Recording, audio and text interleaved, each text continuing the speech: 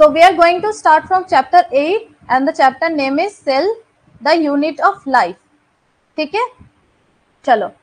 When you look around, you see both living and non-living organisms. जब हम लोग अपने चारों तरफ देखते हैं तो हम लोग को लिविंग चीज भी दिखता है, नॉन लिविंग चीज भी दिखता है. हम लोग को जिंदा चीज भी दिखता है, हम लोग को नहीं मतलब जो चीज जिंदा नहीं है वो भी दिखता है.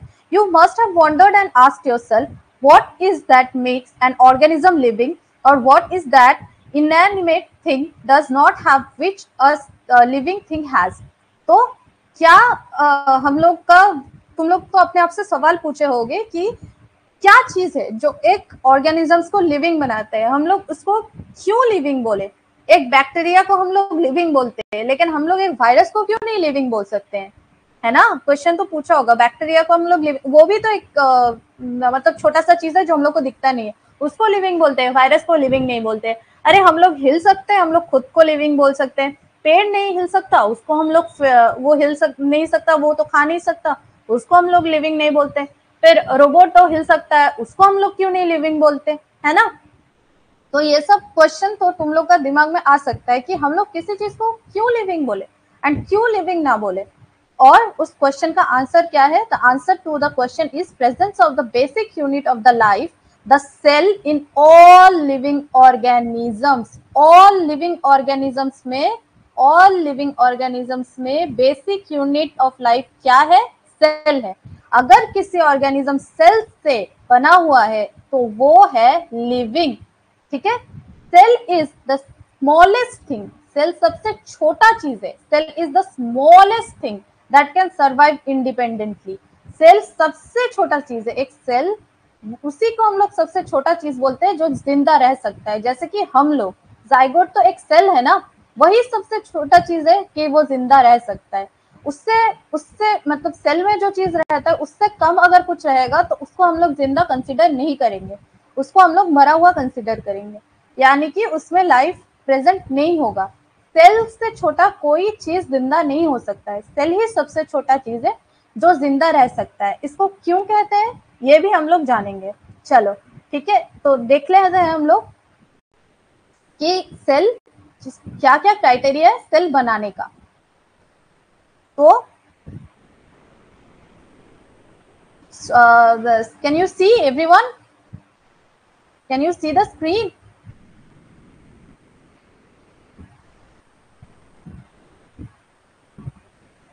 I'm asking everyone, can you see the screen?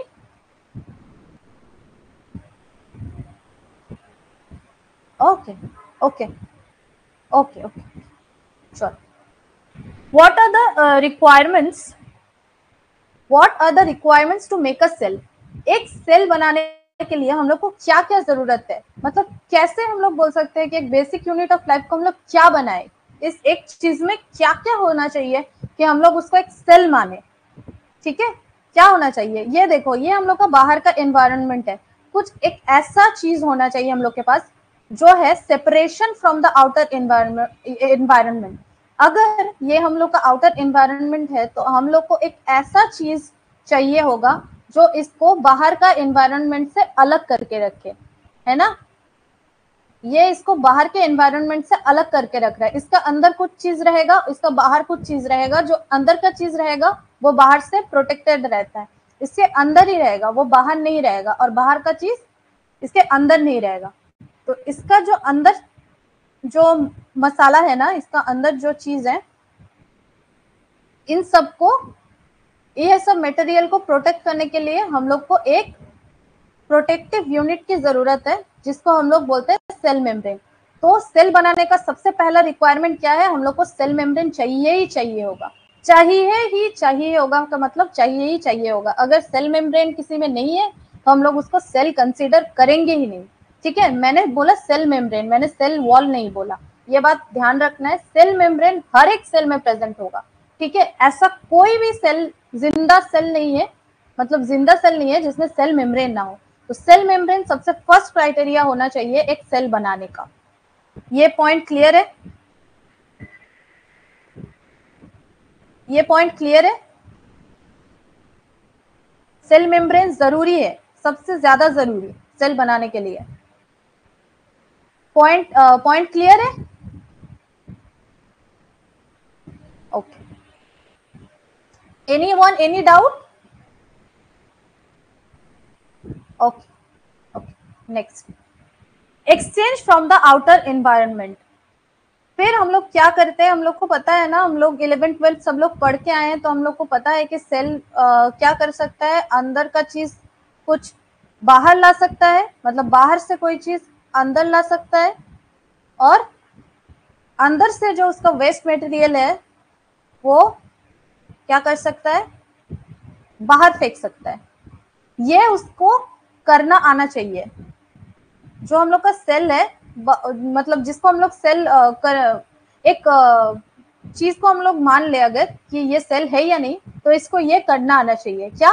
Exchange from the outer environment, मतलब बाहर से एनवायरनमेंट से चीज को अंदर भी ला सकता है, और ये क्या कर सकता है, अपने अंदर से जो चीज है वो एनवायरनमेंट के बाहर भी फेंक सकता है। ये भी उसका क्राइटेरिया में होना चाहिए। और क्या होना चाहिए, उसके अंदर कोई जेनेटिक मटेरियल होना चाहिए। ठीक है, इधर डीएनए हो सकता है, आरएनए हो सकता है, प्रोटीन हो सकता है, ये तीनों ही हम लोग जेनेटिक मटेरियल में कंसीडर करते हैं। इसके अंदर कोई जेनेटिक मटेरियल होना चाहिए। तो ये तीनों है हम लोग का क्राइटेरिया कि जिससे हम लोग बोल सकते हैं कि हाँ दिस इज अ सेल। ठीक है, एनी डाउट? Any doubt?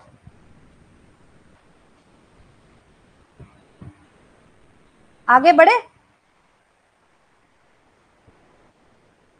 ये तुम लोग चाहो तो नोट कर लेना। ठीक है,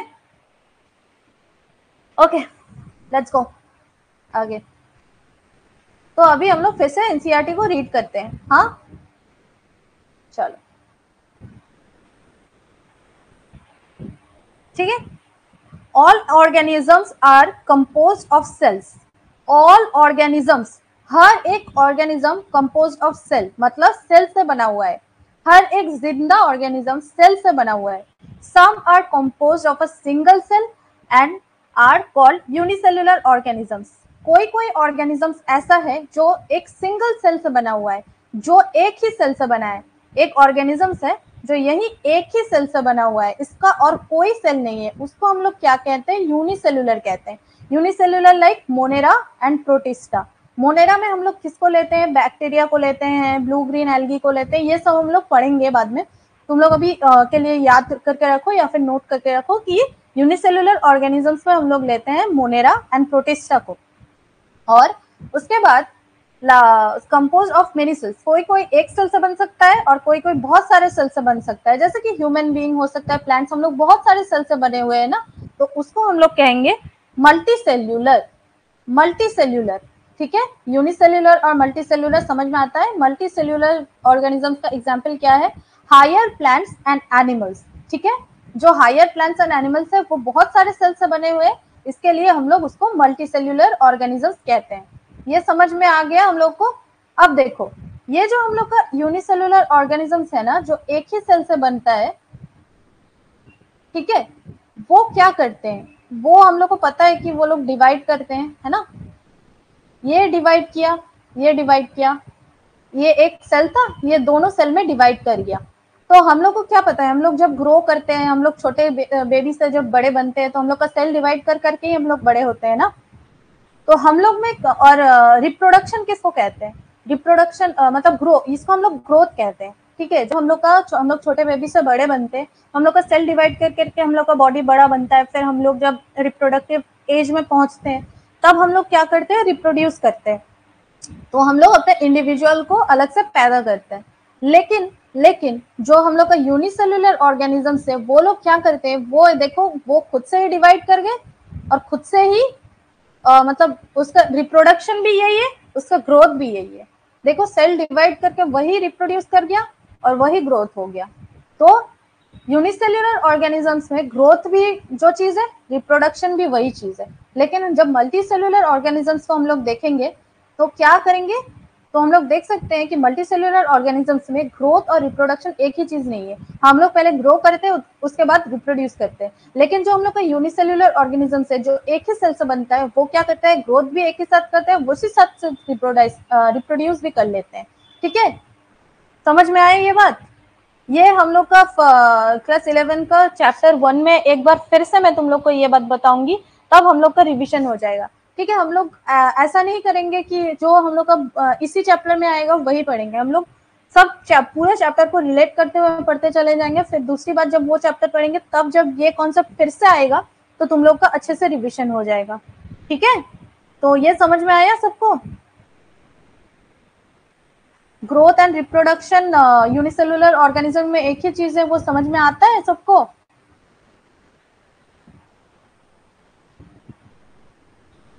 आया समझ में?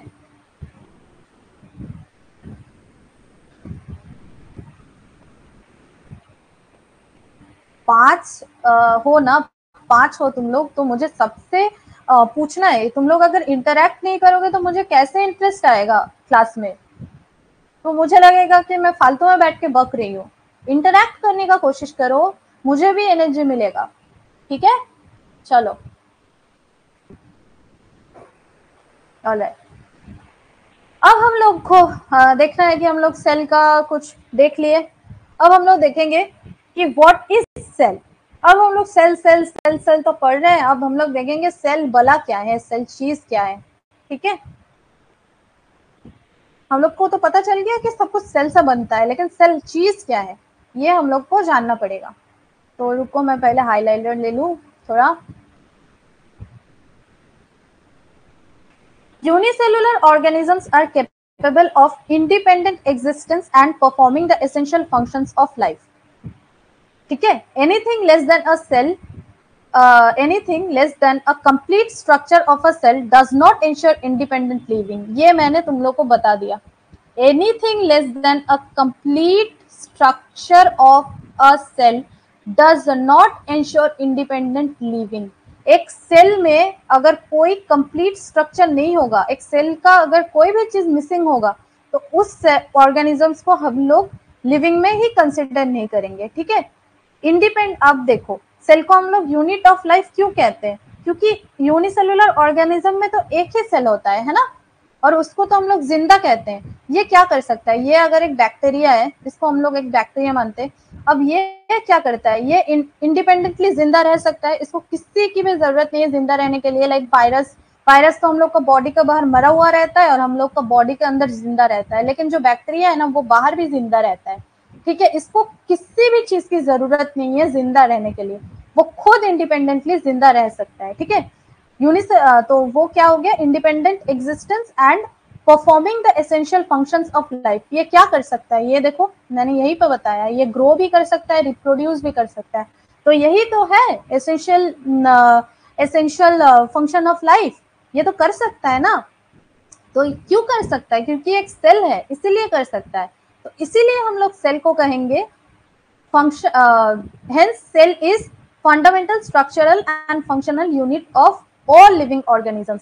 एक बैक्टीरिया जो सिर्फ एक ही सेल है, वो खुद से जिंदा रह सकता है, उसको किसी की भी जरूरत नहीं है जिंदा रहने के लिए, और अपने जो फंक्शंस है उसको परफॉर्म करने के लिए, ग्रो करने के लिए, रिप्रोड्यूस करने के लिए, अपना खाना ढूंढने के लिए उसको किसी की भी जरूरत नहीं पड़ती है। वो खुद से जिंदा रह सकता है। क्यों? फिर क्या है? वो एक सेल ही तो है, उसके पास तो और कुछ नहीं है।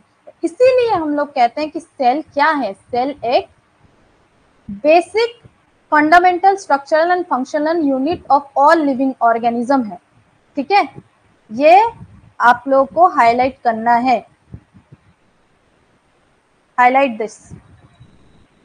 हेंस, यही से करना होगा। Hence cell is the fundamental structural and functional unit of all living organisms. All living organisms का मतलब ऑल लिविंग ऑर्गेनिजम्स। अगर किसी में सेल नहीं है तो वो जिंदा नहीं है। अगर किसी भी मतलब किसी भी चीज को हम लोग अगर सेल मान रहे हैं, तो उसके अंदर अगर कुछ चीज का प्रेजेंस नहीं है, जो मैंने तुम लोग को बताया, तो उसको भी हम लोग सेल नहीं मानेंगे। और जो ऑर्गेनिज्म सेल से नहीं बनता है उसको हम लोग लिविंग नहीं मानेंगे। ओके, इतना समझ में आया सबको? चलो, समझ में आया इतना?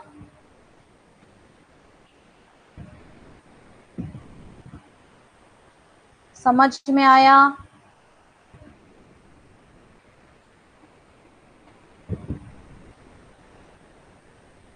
क्या हो गया तुम लोग को? रिप्लाई। ओके चलो। मैम को ही लिखा है कुछ कुछ कुछ। हाँ तो चलो, अब हम लोग कुछ साइंटिस्ट के बारे में पढ़ेंगे, ठीक है? We are going to study about some scientist, लेकिन पहले मैं बता दूं ये वाला जो मैंने वही पे बताया, वो देख लेते हैं हम लोग शॉर्ट में जो मैंने वहां पे बताया, ठीक है? चलो, सेल क्या है इसको ना तुम लोग कॉपी में या फिर बुक में लिख के रखो, ठीक है? देखो क्या है, it is the fundamental structural and functional unit of life, ठीक है? स्ट्रक्चरल क्यों कहा? All metabolic reaction are also occurring inside cell, क्योंकि हर एक मेटाबॉलिक रिएक्शन जो होता है वो सेल के अंदर ही होता है, साइटोप्लाज्म में होता है, ये हम लोग पढ़ेंगे, और एक ही सेल के अंदर होता है, ठीक है? स्ट्रक्चरल यूनिट क्यों कहा गया? क्योंकि जो मेटाबॉलिक रिएक्शन है वो सेल के अंदर ही होता है, इसीलिए सेल को हम लोग क्या कहते हैं? Fundamental structural unit. और फंक्शनल यूनिट की क्यों कहेंगे? फंक्शनल यूनिट इसलिए कहते हैं, billions of cells in our body are form from division started in a single zygote, ठीक है? क्यों? क्योंकि हम लोग के बॉडी में बिलियंस ऑफ सेल्स हैं जो क्या किए हैं, एक सिंगल जाइगोट से टूट टूट के डिवाइड करके करके बने, ठीक है? यूनिट ऑफ लाइफ, ठीक है? क्यों? अब देखो, मैंने बोला ना वायरस का एग्जांपल दिया था, यहाँ पे देखो, viruses are not considered living as the lack cellular organisation.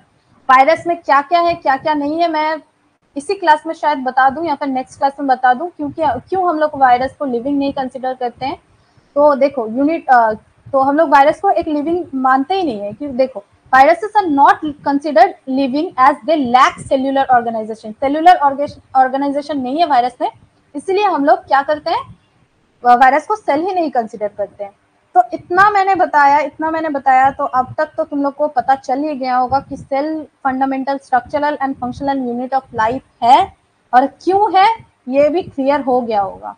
चलो, अब ब्रिक का मतलब क्या है? ब्रिक का मतलब है ईटा। एक ईंट से क्या बनता है? ईंट से दीवार बना सकते हैं, दीवार से एक रूम बनता है, रूम से एक फ्लोर बनता है, फ्लोर से एक बिल्डिंग या फिर घर बनता है ना?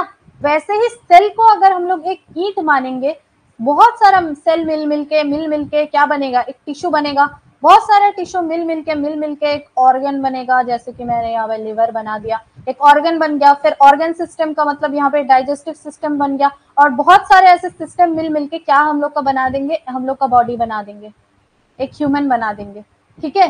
जैसे कि ईंट जोड़ के हम लोग क्या कर सकते हैं? बिल्डिंग बना सकते हैं, वैसे ही सेल जोड़ के हम लोग एक कंप्लीट ऑर्गेनिज्म बना सकते हैं, ठीक है? Got my point?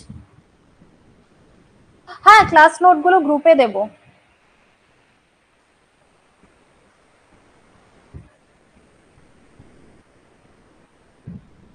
ক্লাস নোটগুলো গ্রুপে দিয়ে দেব আমি।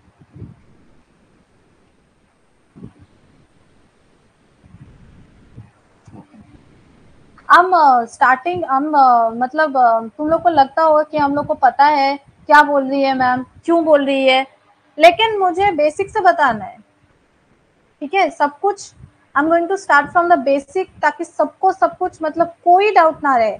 हम लोग को पढ़ने का पढ़ना नहीं है, हम लोग को समझना है क्यों होता है ये सेल को रटिया cell function unit of life. अरे क्यों, है ना? क्यों कहेंगे, क्यों मानेंगे, ठीक है? किसी को कोई प्रॉब्लम है? मैं डिटेल्स में जा रही हूँ इतना तो।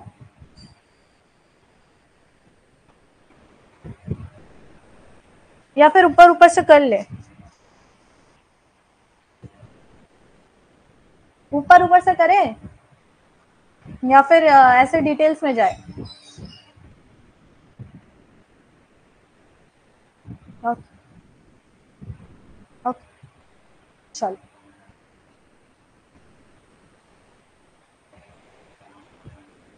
वाह, good girls, good girls. Okay चलो, we are going to start again.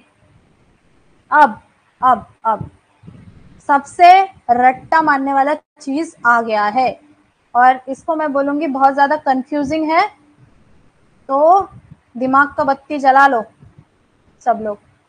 जल गया दिमाग का बत्ती? अब स्टार्ट करते हैं। Anton von Leeuwenhoek first saw and described a live cell. क्या बोला? लाइव सेल बोला, जिंदा सेल बोला, ठीक है, मरा हुआ सेल नहीं बोला, ठीक है। लेकिन फर्स्ट जो सेल ढूंढा गया था ना, पता है, वो मरा हुआ था। और वो कहाँ था पता है? किसने ढूंढा था? किसी को पता है? मुझे बताओ। मरा हुआ सेल था, फर्स्ट में सेल किसने ढूंढा? फर्स्ट सेल किसने ढूंढा? एंटोन वॉन ल्यूवेनहॉक में तो फर्स्ट जिंदा सेल ढूंढा, फर्स्ट मरा हुआ सेल किसने ढूंढा था, या फिर फर्स्ट सेल किसने फाइंड किया था? Do anyone know? किसी को पता है सेल किसने ढूंढा था फर्स्ट? हाँ, रॉबर्ट हुक, HOOK। हाँ, सुनामी में बता दे रही हूँ तुमको, सुनामी में बता दूंगी, don't have to worry. Very good, very good. First cell find किया था रॉबर्ट हुक ने, और उन्होंने ही सेल को नाम दिया था, ROBERT, रॉबर्ट हुक। इन्होंने ही फर्स्ट सेल को ढूंढा था। कहां से ढूंढा था? डेड कॉर्क सेल, यही इन्होंने फर्स्ट ढूंढा था। यही है जिन्होंने फर्स्ट सेल को ढूंढा। और जो हमारा एंटोन वॉन ल्यूवेनहॉक है ना, उन्होंने फर्स्ट लिविंग सेल को ढूंढा था। अगर हम लोग को पूछे फर्स्ट सेल किसने ढूंढा, तो वो है रॉबर्ट हुक। अगर ऑप्शन में ये दोनों रहेगा तो हम लोग इसको टिक करेंगे, ठीक है। लेकिन अगर ये नहीं रहेगा और तो यही रहेगा, तो हम लोग इसी को टिक करेंगे, ठीक है। फर्स्ट लिविंग सेल किसने ढूंढा? एंटोन वॉन ल्यूवेनहॉक ने ढूंढा। कहां से ढूंढा था ये भी मैं बता दूंगी तुम लोग को। वो जो तालाब का पानी होता है ना, पुकुरे जल, ठीक है, पॉन्ड वाटर, वहां से ढूंढा था, ठीक है। फिर हम लोग को कंफ्यूजन होगा कि डेड सेल किसने ढूंढा, लिविंग सेल किसने ढूंढा। ये तो हो सकता है ना कि सेल ढूंढा है, सबको पता है, लेकिन डेड सेल कहाँ से ढूंढा, लिविंग सेल कहाँ से किसने ढूंढा, ये हम लोग को अगर कंफ्यूजन है तो देखो, लिविंग सेल का एल से आता है लिविंग, और ल्यूवेनहॉक का ये आता है एल से, तो फर्स्ट लिविंग सेल ल्यूवेनहॉक, ठीक है। तो रॉबर्ट हुक से हम लोग कंफ्यूज नहीं होंगे। और देखो, ये कंफ्यूजन आएगा और कभी किसने डेड सेल ढूंढा और किसने लिविंग सेल ढूंढा, ल्यूवेनहॉक और रॉबर्ट हुक में कभी कंफ्यूजन होगा तुम लोग को? एल से ल्यूवेनहॉक, एल से लिविंग, कभी नहीं होगा कंफ्यूजन, आई गेस। अभी ये मुझे भी बहुत कंफ्यूजन होता था।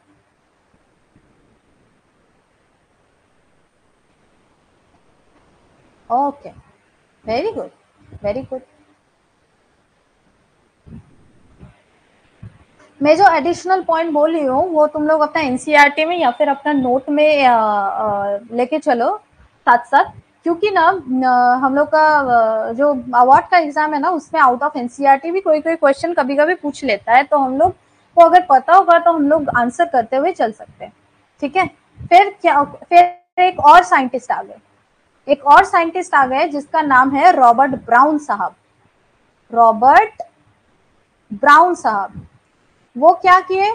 Letter discovered the nucleus. Robert Hooke ने क्या किया? डेड कॉर्क सेल से सेल को ढूंढा। एंटोन वॉन ल्यूवेनहॉक ने लिविंग सेल को ढूंढा। और रॉबर्ट ब्राउन साहब ने क्या किया? न्यूक्लियस को ढूंढा।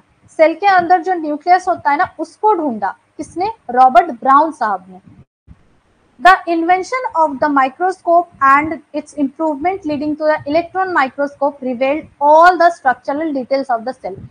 ठीक है, तो हम लोग का माइक्रोस्कोप पहले इतना ज्यादा मतलब अच्छा नहीं हुआ करता था। क्यों? हम लोग को पहले फोन का जो कैमरा होता है वो इतना क्लियर होता था क्या?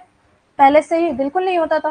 तो जब जब जब टाइम हम लोग का बढ़ता चला गया, हम लोग का जो टेक्नोलॉजी है वो ज़्यादा और अच्छा होता गया, तो माइक्रोस्कोप भी और अच्छा होता गया। और जितना अच्छा माइक्रोस्कोप होगा, हम लोग सेल का अंदर उतना डीपली देखते चले जाएंगे। तो पहले हम लोग को सिर्फ सेल दिखा, फिर उसके बाद जितना माइक्रोस्कोप हम लोग का अच्छा बनता गया, तो हम लोग का सेल का अंदर का कंटेंट भी दिखने लगा, और उसमें हम लोग को सेल का जो स्ट्रक्चर है, सेल कैसे बना, सेल किस किस चीज से बना हुआ होता है, कैसे बना हुआ होता है, वो भी दिख गया। किस चीज से दिख गया? इलेक्ट्रॉन माइक्रोस्कोप से। ओके, जब इलेक्ट्रॉन माइक्रोस्कोप बन गया हम लोग का, तब हम लोग को सेल का अंदर क्या क्या माल मसाला है वो भी दिखने लगा।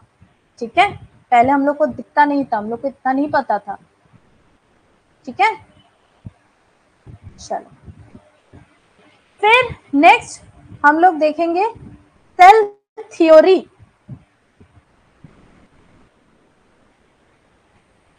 In 1838, Matthias Schleiden, a German botanist. Matthias Schleiden क्या थे? जर्मन बोटानिस्ट थे, इसमें कंफ्यूजन नहीं होना है। स्लेडन जर्मन बोटानिस्ट है, और एक नाम मैं बता दूं यहीं पे, तो फिर कंफ्यूजन नहीं होगा। ये देखो, थियोडोर श्वान। ये कौन है? ये एक ब्रिटिश जूलॉजिस्ट है। अब इसमें हम लोग को कंफ्यूजन होगा, स्लेडन बोटानिस्ट था या फिर श्वान बोटानिस्ट था, स्लेडन जूलॉजिस्ट था या फिर ये श्वान जूलॉजिस्ट था, ये हम लोग को कंफ्यूजन रहेगा। क्या करें हम लोग इसमें देखेंगे ना, जो स्वान है, स्वान को हम लोग को पता है ना, वो राजहंस को हम लोग स्वान कहते हैं, है ना, राजहंस को स्वान कहते हैं ना हम लोग। तो उससे हम लोग सोचेंगे कि राजहंस तो एक एनिमल है, एक बर्ड है, तो इसीलिए स्वान हम लोग का जूलॉजिस्ट रहेगा। ठीक है, ये हम लोग इससे याद कर सकते हैं, कंफ्यूजन नहीं रहेगा, इसमें कंफ्यूज नहीं होना है। ठीक है, तो क्या किया इन दोनों इंसानों ने हम लोग को क्या कंट्रीब्यूट किया, चलो पढ़ते हैं। In 1938, Matthias Schleiden, a German botanist, examined a large number of plants and observed that all plants are composed of different kinds of cells which form the tissues in the plants. तो इन्होंने क्या किया, इन्होंने बहुत सारे plant को लिया, उनको ऑब्जर्व किया और देखा कि प्लांट बहुत सारे सेल से बना हुआ है, और वो सेल मिल मिल के क्या करते हैं, टिश्यू बनाते हैं, और वो टिश्यू क्या करते हैं, प्लांट को बनाते हैं। उसके बाद all at the same time, about the same time, उसी वक्त थियोडोर श्वान जो एक ब्रिटिश जोलॉजिस्ट है, 1839 में, उन्होंने क्या किया, studied different types of animal cells and reported that cells had the thin outer layer which is today known as the plasma membrane. देखो, यहाँ पे मैंने 3 स्टार मार्क किया है, और इस पैरा को तुम लोग अपना एनसीईआरटी में ठीक ऐसे ही कर लो। इस पैरा से ना हम लोग क्या ढूंढ सकते हैं बोलो तो, इस पैरा से हम लोग 3 to 4 क्वेश्चन हम लोग बना सकते हैं। 3 to 4 क्वेश्चन बनेगा इससे, और ऐसा क्वेश्चन बनेगा बिल्कुल तुम लोग का दिमाग खुल जाएगा, मैं जो बताऊंगी वो देखने के बाद। इस पैरा को तुम लोग ऐसे कर लो जैसा मैंने किया है, उस पैरा से हम लोग बहुत कुछ सीखेंगे। अभी देखो क्या श्वान ने क्या किया, वो डिफरेंट टाइप्स ऑफ एनिमल्स, वो जूलॉजिस्ट है तो वो एनिमल सेल्स को स्टडी करेगा। तो क्या कहा उसने कि वो reported that cells has a thin layer which is today known as the plasma membrane. तो प्लाज्मा मेम्ब्रेन का बात फर्स्ट किसने किया, इसने नहीं किया, स्लेडन ने नहीं बताया, किसने बताया, श्वान ने बताया प्लाज्मा मेम्ब्रेन के बारे में। ये हम लोग को एकदम दिमाग में रख लेना है कि प्लाज्मा मेम्ब्रेन का बात किसने किया था, श्वान ने किया था, स्लेडन ने नहीं किया था। He also concluded based on his studies, ठीक है, देखो, he also concluded based on his studies on plant tissue। ये तो जूलॉजिस्ट है ना, फिर भी इसने प्लांट टिश्यू को लेके स्टडी किया, और क्या बताया, that the presence of cell wall is the unique character of the plant cells। अगर तुम लोग को कोई ये क्वेश्चन ये पैरा दिखाने से पहले पूछ लेता कि बताओ कि किसने प्लांट टिश्यूज के ऊपर रिसर्च करके ये बताया कि प्लांट टिश्यूज के प्लांट सेल्स से स्टडी करके किसने बताया कि प्लांट सेल का बाहर सेल वॉल प्रेजेंट है, तुम लोग क्या करते? तुम लोग ये करते ना कि ये तो जर्मन बोटानिस्ट है, इसने किया होगा, लेकिन इसने नहीं किया था, ये श्वान ने किया था, ये जूलॉजिस्ट था, लेकिन फिर भी इसने किया था। ये गलती हम लोग करेंगे और करेंगे हम लोग ये गलती होगा तुम लोग से। ये क्वेश्चन गलत करोगे कोई कि किसने सेल मेम्ब्रेन और सेल वॉल प्लांट के बाहर प्लांट सेल को स्टडी करके किसने बोला था कि ये क्वेश्चन का आंसर दो तो मुझे कि किसने बोला कि प्लांट सेल के बाहर टिश्यू सेल वॉल प्रेजेंट है, किसने बोला था? Who said? किसने बोला कि प्लांट सेल का बाहर सेल वॉल है? सब बोलो।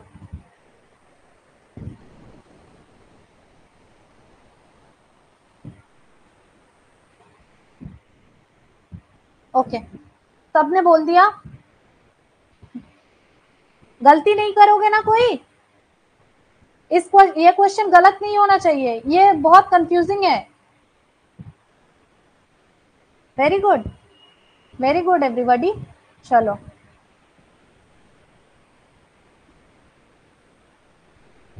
ये गलत मत करना, ये गलत होता है, गलती करते हैं बच्चे। मुझे पता है कौन तुम लोग कहाँ फंसोगे, ये मुझे पता है, क्योंकि मैं भी उसी दौर से गुजरी हुई हूँ। चलो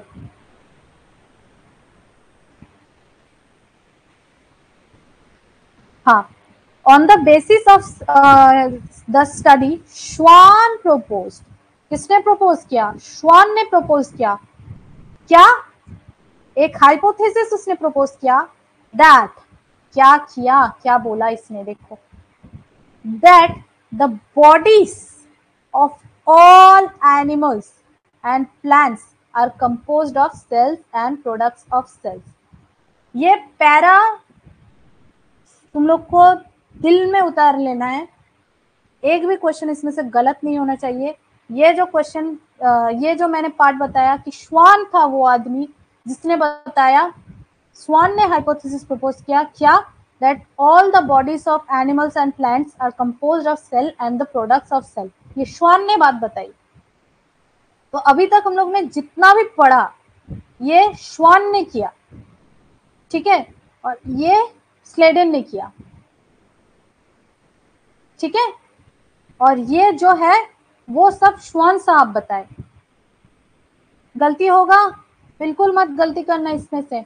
बहुत मैं ना बहुत तुम लोग को रुक रुक के बहुत धीरे धीरे पढ़ा रही हूँ, क्योंकि मुझे पता है कि एमसीक्यू ऐसा पूछेगा कि गलत हो सकता है, लेकिन गलती नहीं करनी, जल्दबाजी में गलती नहीं करनी। मैं ज्यादा जल्दी नहीं पढ़ा रही हूँ, एक एक लाइन एक एक वर्ड समझा रही हूँ ताकि गलती ना हो। एमसीक्यू में गलत होने का चांस सबसे ज्यादा रहता है, गलती नहीं करना, ठीक है। सिली मिस्टेक बिल्कुल मत कर देना, क्वेश्चन को अच्छे से पढ़ना। यस और नो लिखा हुआ होगा, कुछ ऐसा लिखा हुआ होगा, कुछ कंफ्यूजिंग क्वेश्चन हो सकता है, तो उसमें गलत नहीं करके आना है। चलो फिर क्या हुआ, Schleiden and Schwann together formulated the cell theory. Cell theory किसने दिया? ये सब बात तो श्वान ने बताई, लेकिन सेल थ्योरी किसने दिया? श्लेडन और स्वान ने एक साथ मिलकर सेल थ्योरी दिया। This theory however did not explain how the new cells were formed. देख लिया इसका ड्रॉबैक क्या है, ये तो बोल रहा है कि हाँ ये है एक सेल है, इस सेल से एनिमल सेल मतलब इस सेल से एनिमल भी बनेगा, इसी एक सेल से प्लांट भी बनेगा, मतलब इससे टिश्यू बनेगा, टिश्यू के बाद एनिमल भी बनेगा, इससे टिश्यू बनेगा, सेल के बाद टिश्यू बनेगा, उससे प्लांट भी बनेगा। ये सब बड़ा बड़ा बात बोल दिया। फिर क्या बोला, सेल का बाहर सेल मेम्ब्रेन रहता है, सेल का और प्लांट सेल में उसके बाहर ये रहता है, सेल वॉल रहता है। ये सब तो इन्होंने बता दिया, लेकिन भाई साहब इन्होंने ये नहीं बताया कि सेल कैसे बनता है। यही बात इन्होंने नहीं बता सके, स्लेडन भी बता नहीं सके, स्वान भी नहीं बता सके। ये फेल हो गए, यहाँ पे ये लोग क्या हो गए, फेल हो गए ये बताने में कि सेल कहाँ से बनेगा। अरे बनेगा कहाँ से, वही तो बताओ। फिर आए तीसरे साइंटिस्ट, कौन है वो? कौन है वो है, ठीक है, Sladen and Swan together found that this theory however did not explain how the new cells were formed। अरे सेल्स कैसे बने ये तो बता दे। तो उसके बाद तीसरे आदमी आए, who was Rudolf Virchow। Okay, Rudolf Virchow कौन से ईयर में आए? 1855 में। First explain that the cells divided and new cells were formed from the pre existing cells. ठीक है, इन्होंने क्या बोला कि सेल्स डिवाइड करते हैं और जो सेल्स बनते हैं वो प्री एग्जिस्टिंग सेल्स से ही डिवाइड होके बनते हैं। ये हम लोग को पहले नहीं पता था कि सेल्स बन कैसे रहे।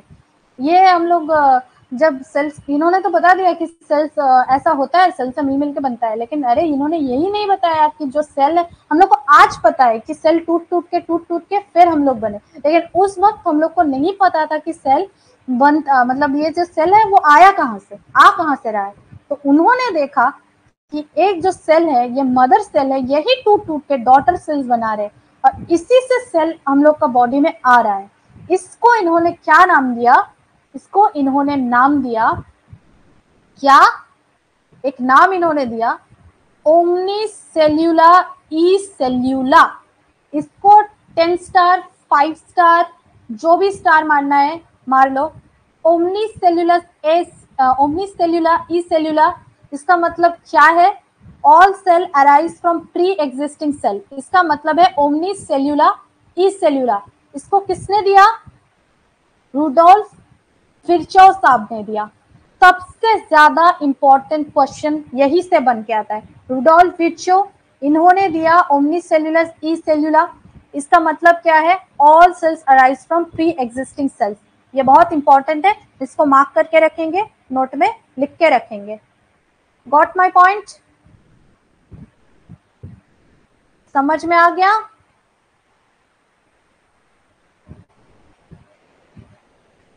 आया समझ?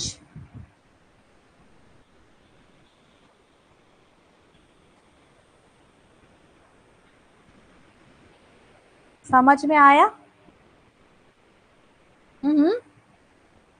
Everyone, very good. You guys are very sharp. Very sharp you guys are. हाँ, तो उन्होंने क्या किया? इन्होंने जो थ्योरी दिया उसको मॉडिफाई करके रख दिया, थोड़ा सा मॉडिफाई किया। ये बात किसने बताई? ये बात ये जो है, ये बात all living organisms are composed of cells and products of cells. ये बात किसने बताई? स्लेडन एंड स्वान ने बता दी। ये तो होता है, लेकिन फिर क्या है? All cells arise from pre existing cell. इसको थोड़ा मतलब ये पहले हम लोग को पता था, लेकिन रुडोल्फ विर्चो ने आके क्या किया? उन्होंने ये एक और पॉइंट जोड़ दिया इसमें। तो फाइनल शेप सेल थ्योरी को दे दिया, और सेल थ्योरी को हम लोग इस तरह आज जानते हैं कि all living organisms are composed of cell and products of cell and all cells arise from pre existing cells, या फिर जो सेल्स पहले से ही था उसी को डिवाइड कर करके नए सेल्स बनते हैं। आर वी मतलब मेरा बात क्लियर हो गया? तुम लोग मेरा बात समझ में आया आप लोगों को? हाँ दे दूंगी, मैं दे दूंगी डीपीपी, इसकी टेंशन मत करो। कैसा लग रहा है क्लास? समझ में आ रहा है तुम लोगों को? क्लास पसंद आ रहा है? बोर हो रहे हो? बोर हो रहे हो क्या? बोर नहीं हो रहे ना? हम मैं थोड़ा धीरे धीरे जा रही हूँ, क्योंकि मैं क्वेश्चन जब दूंगी तो दिमाग घूम जाएगा तुम लोग का।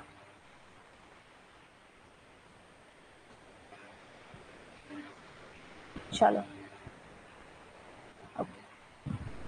अब हम लोग क्या करेंगे? एन ओवरव्यू ऑफ सेल करेंगे। अब हम लोग देखेंगे कि सेल का अंदर है क्या।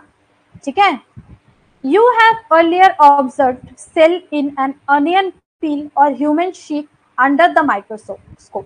ये तुम लोग ने क्लास 11-12 में किसी ने देखा है क्या सेल्स माइक्रोस्कोप में? स्कूल में जब प्रैक्टिस मतलब हम लोग लैब में रहते थे तो किसी ने सेल को देखा है कभी माइक्रोस्कोप से?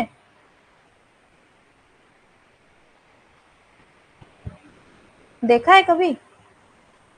देखना गूगल करके आज, ठीक है? ऑनियन पील सेल्स और ह्यूमन शीट सेल्स को गूगल करके देखना आज, है? देखोगे ना?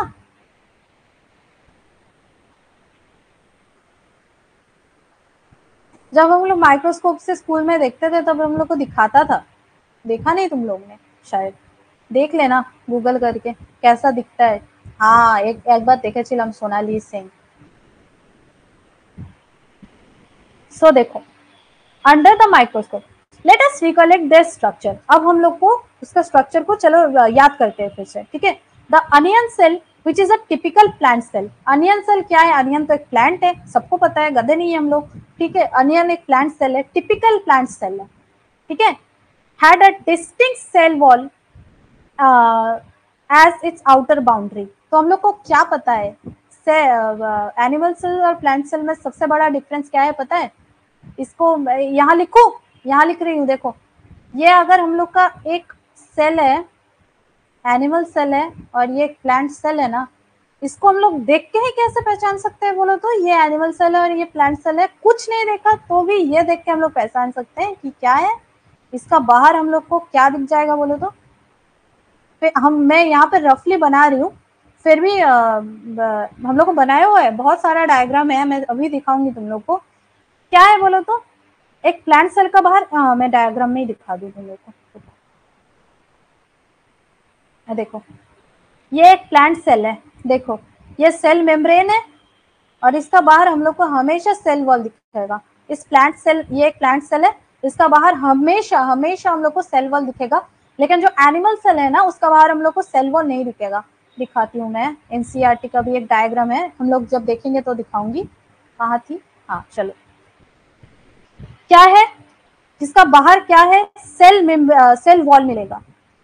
ये हम लोग का अगर एनिमल सेल है और ये हम लोग का प्लांट सेल है, ये हम लोग देखते ही कैसे पहचानेंगे? एनिमल सेल का बाहर सिर्फ सेल मेम्ब्रेन है, सेल वॉल नहीं है। लेकिन प्लांट सेल के बाहर हम लोग को सेल मेम्ब्रेन तो मिलेगा ही मिलेगा, लेकिन उसके साथ साथ एक सेल वॉल भी मिलेगा। ये बोनस है इसके पास, ठीक है? इसीलिए वो इतना हार्ड होता है, ठीक है? चलो, onion cell which is typical has a distinct cell wall as its outer boundary and just within its the cell membrane। इसके अंदर ये जो सेल वॉल अगर होगा तो ये अगर है, रुको, हाँ, ये बाहर है सेल वॉल और जस्ट उसी का विद इन, उसका अंदर ही देखो यहाँ पे सेल मेम्ब्रेन प्रेजेंट है। वही बात यहाँ पे बोला गया है, ठीक है? चलो, the cells of human sheep have an outer membrane as the delimiting structure of the cell। तो क्या है? एनिमल सेल्स का बाहर सिर्फ प्लाज्मा मेम्ब्रेन है, कोई सेल वॉल नहीं है, ठीक है? यही बात यहाँ पे बताई गई है। Inside each cell there is a dense membrane bound structure called nucleus. देखो, ये एक सेल मैंने बनाया, यहाँ पे दिख रहा है सबको डायग्राम?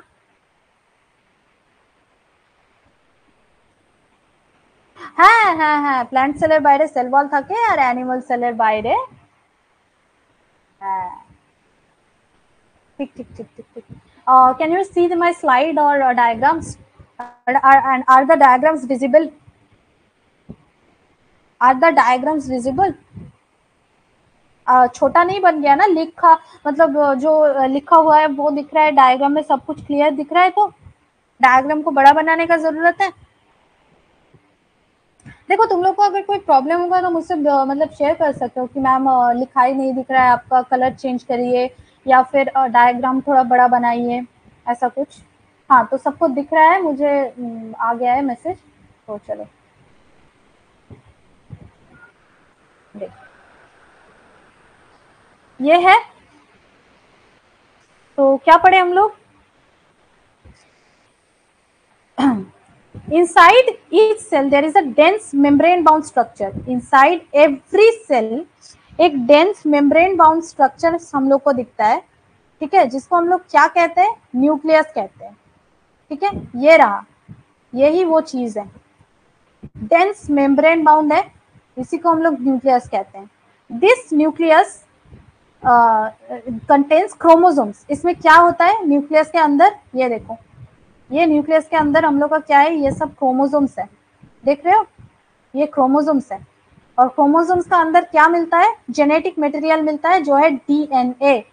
क्रोमोसोम्स के अंदर हम लोग को जेनेटिक मटेरियल मिलेगा विच इज डीएनए, ठीक है. Cells that have membrane bound nuclei are called eukaryotic, whereas there is a cell that lack membrane bound nucleus are called prokaryotic. अब दो और नए टर्म्स आ गए. पहले हम लोग ने यूनिसेल्युलर पढ़ा, उसके बाद मल्टी सेल्युलर पढ़ा. अब क्या देखो, दो नए नमूने आ गए, एक आ गया यूकैरियोटिक एंड एक और क्या आया, कहाँ गया, प्रोकैरियोटिक. सही बात. ये दोनों क्या है यार, ये भी हम लोग आगे जाके पता करेंगे. कोई सेल में अगर मेम्ब्रेन बाउंड न्यूक्लियस है, ये न्यूक्लियस अगर कोई मेम्ब्रेन से घिरा हुआ है, अच्छे से कवर्ड है, तो उसको हम लोग कहेंगे यूकैरियोटिक सेल. और कोई सेल में अगर न्यूक्लियस सही से नहीं है, इधर उधर छिटका हुआ भटका हुआ पड़ा हुआ है, तो उसको हम लोग कहेंगे प्रोकैरियोटिक सेल. मैं दिखा दूं तुम लोगों को, ये देखो,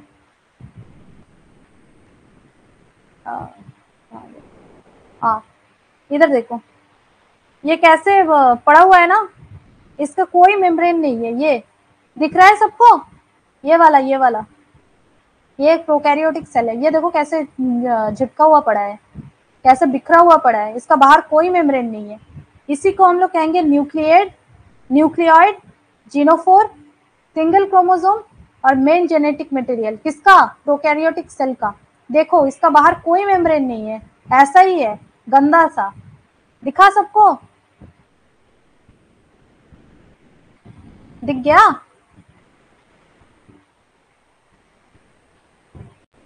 हाँ देख लिया प्रोकैरियोटिक सेल का न्यूक्लियस कैसा होता है.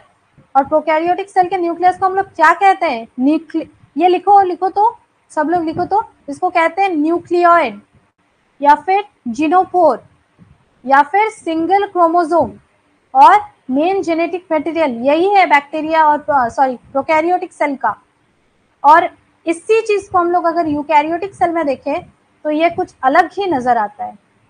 देखो ये है प्रोकैरियोटिक सेल का न्यूक्लियस और ये रहा तुम लोग का यूकैरियोटिक सेल का न्यूक्लियस. देखो मेम्ब्रेन से घिरा हुआ है, मेम्ब्रेन से घिरा हुआ है, कितना अच्छे से ऑर्गेनाइज्ड है, इसका अंदर सब कुछ है. और ये कितना गंदा सा है, ठीक है, बिल्कुल अच्छा नहीं है, ये इस भटका हुआ पड़ा है इधर उधर का. ये भी हम लोग पढ़ेंगे अभी आके, ठीक है. तो प्रोकैरियोटिक सेल और यूकैरियोटिक सेल का न्यूक्लियस का डिफरेंस पता चल गया, कैसा दिखता है. अब तुम लोग मुझे ये बताओ तो, प्रोकैरियोटिक सेल के न्यूक्लियस को मैंने क्या कहा था,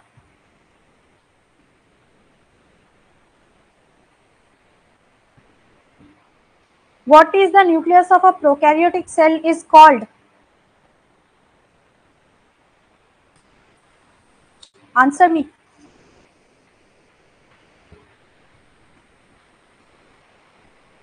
प्रोकैरियोटिक सेल के न्यूक्लियस को, हाँ जीनोफोर, नुरेला जीनोफोर. हाँ और वो कैसा होता है, प्रोकैरियोटिक सेल का न्यूक्लियस कैसा होता है,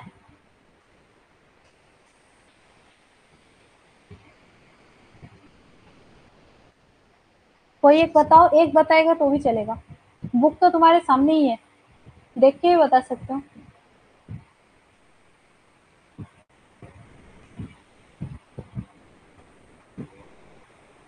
देखो ये है,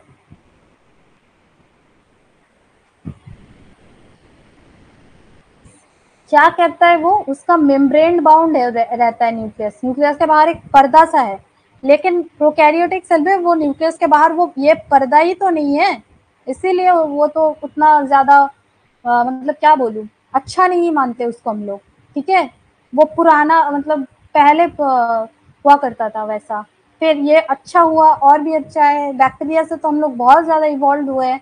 ठीक है, तो उस इसीलिए यूकैरियोटिक सेल से प्रोकैरियोटिक सेल को हम लोग एक तो बात न्यूक्लियस के बेसिस पे कर सकते हैं कि हाँ ये इसका न्यूक्लियस क्या है, मेम्ब्रेन बाउंड है, इसका न्यूक्लियस क्या है, नॉन मेम्ब्रेन बाउंड है।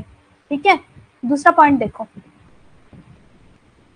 a semi-fluid matrix called cytoplasm occupies the volume of the cell. a semi-fluid, fluid का मतलब क्या है, पानी है या फिर जो जूस है उसको कह सकते हैं पतला सा, लेकिन यह क्या है, सेमी फ्लूइड है।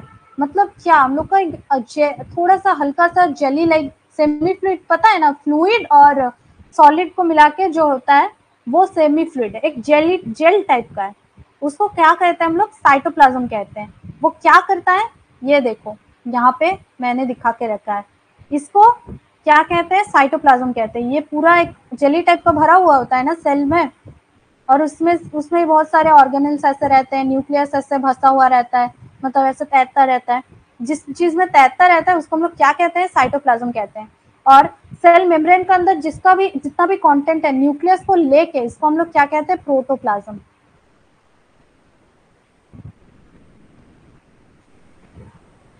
इसका अंदर जो भी है सबको मिला के सब कुछ है, न्यूक्लियस भी है, मतलब सेल मेम्ब्रेन का अंदर जो कुछ भी है उसको हम लोग कहते हैं प्रोटोप्लाज्म। और न्यूक्लियस और ऑर्गेनल्स को छोड़ के जो न्यूक्लियस को छोड़ के जो पड़ा हुआ रहता है उसको हम लोग कहते हैं साइटोप्लाज्म। ठीक है, साइटोप्लाज्म में क्या है, cytoplasm is the main arena of cellular activities. Arena का मतलब क्या है बोलो तो, एरिना का मतलब है जगह जहाँ पे कोई काम होता है।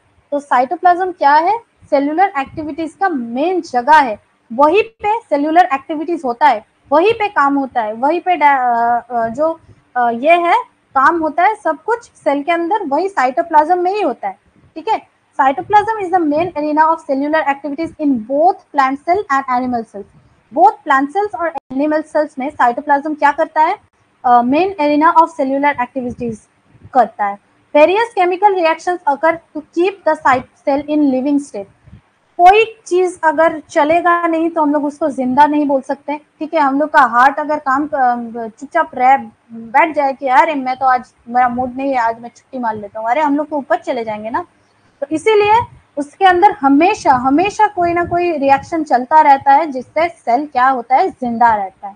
ठीक है, साइटोप्लाज्म क्या है, main arena of cellular activities है, और उसमें जो रिएक्शन चलता रहता है वही हम लोग का सेल को लिविंग स्टेट में या फिर जिंदा रखता है। Is that clear?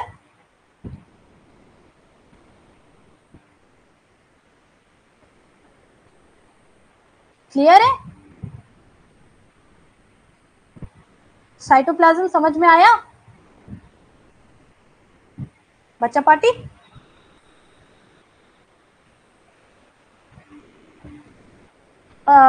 एक घंटा हो गया तो मैं आधा घंटा और ले सकती हूँ तुम लोगों का क्लास।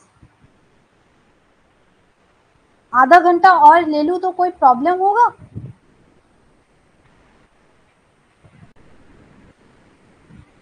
एक बार बताना, आधा घंटा और ले सकती हूँ?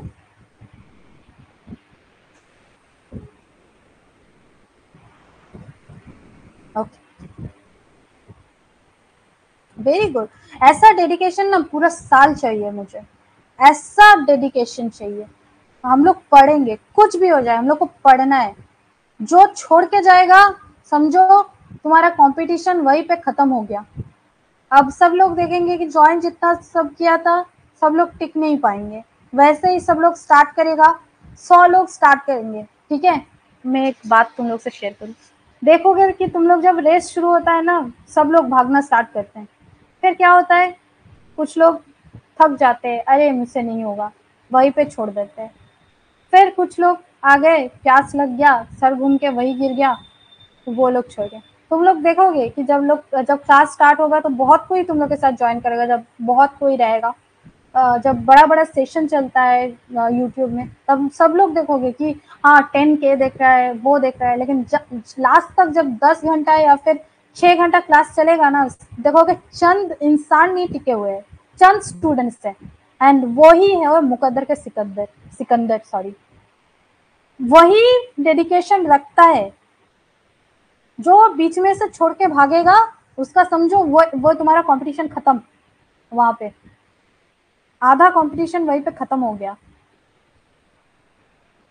ऐसा बहुत कोई है। सो बहुत स्टूडेंट हम एग्जाम दे रहा, अवार्ड का डरो नहीं, भाग जाएगा सब, ठीक है। जो लास्ट तक टिका रहेगा वही बनेगा, वही सिलेक्ट होएगा, ठीक है। चलो, ये तुम लोग खुद के क्लास में ही देख सकते हो। स्टार्ट सभी करते हैं लेकिन एंड सभी नहीं कर पाते। Let's go.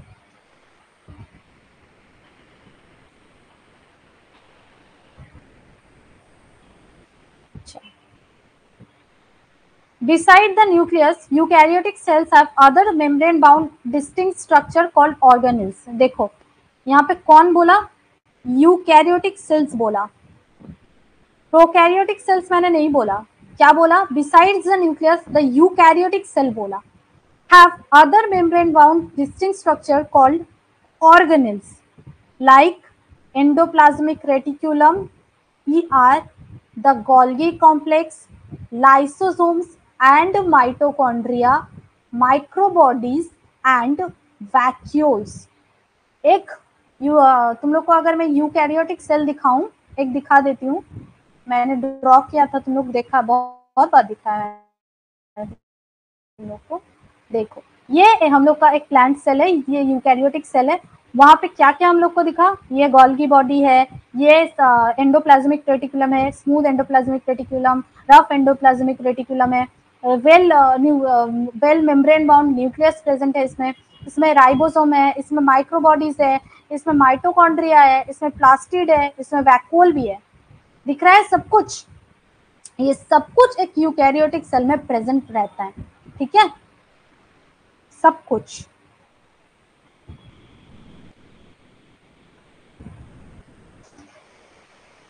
ठीक है, दिख गया यूकैरियोटिक सेल्स में क्या क्या है, मैंने दिखा दिया। तो फिर उसके बाद पढ़ते हैं। हाँ चलो, microbodies and vacuoles. The prokaryotic cells lack such membrane bound organelles.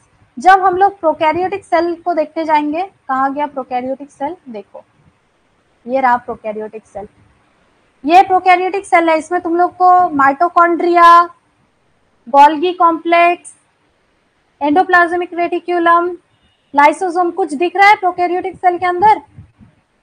ये प्रोकैरियोटिक सेल है हमारा। इसमें दिखा कोई? इसमें देखो तो दिख रहा है कोई सेल ऑर्गेनेल है इसमें? देखो तो, डायग्राम को अच्छे से घूरो।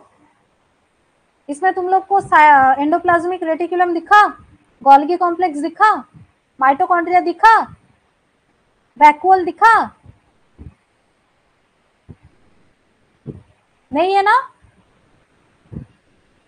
नहीं है, इसमें होता ही नहीं है, ठीक है, इसमें होता ही नहीं है मेम्ब्रेन माउस सेल ऑर्गेनेल्स, इसीलिए इसको हम लोग प्रोकैरियोटिक कहते हैं। लेकिन यूकैरियोटिक सेल में देखो सब कुछ है, सब कुछ प्रेजेंट है, लेकिन उसमें है ही नहीं। लेकिन एक चीज है, देखो, ये है हमारा राइबोसोम, इसमें भी है ना? अब देखो, हम लोग प्रोकैरियोटिक सेल में जब देखने जाएंगे, इसमें भी देखो राइबोसोम प्रेजेंट है ना? एक ही सेल ऑर्गेनेल जो प्रोकैरियोटिक एंड यूकैरियोटिक में हम लोग को कॉमन मिलेगा, that is ribosome. Ribosome prokaryote में भी दिखता है एंड यूकैरियोट में भी दिखता है। Got my point? ये नोट करो, ये नोट करना है कि राइबोसोम प्रोकैरियोट में भी मिलेगा, यूकैरियोट में भी मिलेगा, ठीक है। तो मैं क्वेश्चन पूछूं, आंसर दो मुझे। कौन सा ऐसा सेल ऑर्गेनेल है जिसको हम लोग प्रोकैरियोट सेल में भी देखते हैं और यूकैरियोटिक सेल में भी देख सकते हैं। कौन सा ऐसा सेल ऑर्गेनल है जिसको हम लोग प्रोकैरियोटिक सेल में भी देख सकते हैं एंड यूकैरियोटिक सेल में भी देख सकते हैं? Answer? Very good, very good. This मतलब यही है मेरे लड़कियां। बच्चे नहीं बोलूंगी, यू आर नॉट बच्चा any more, these are my girls. आग लगा देंगे बिल्कुल। चलो,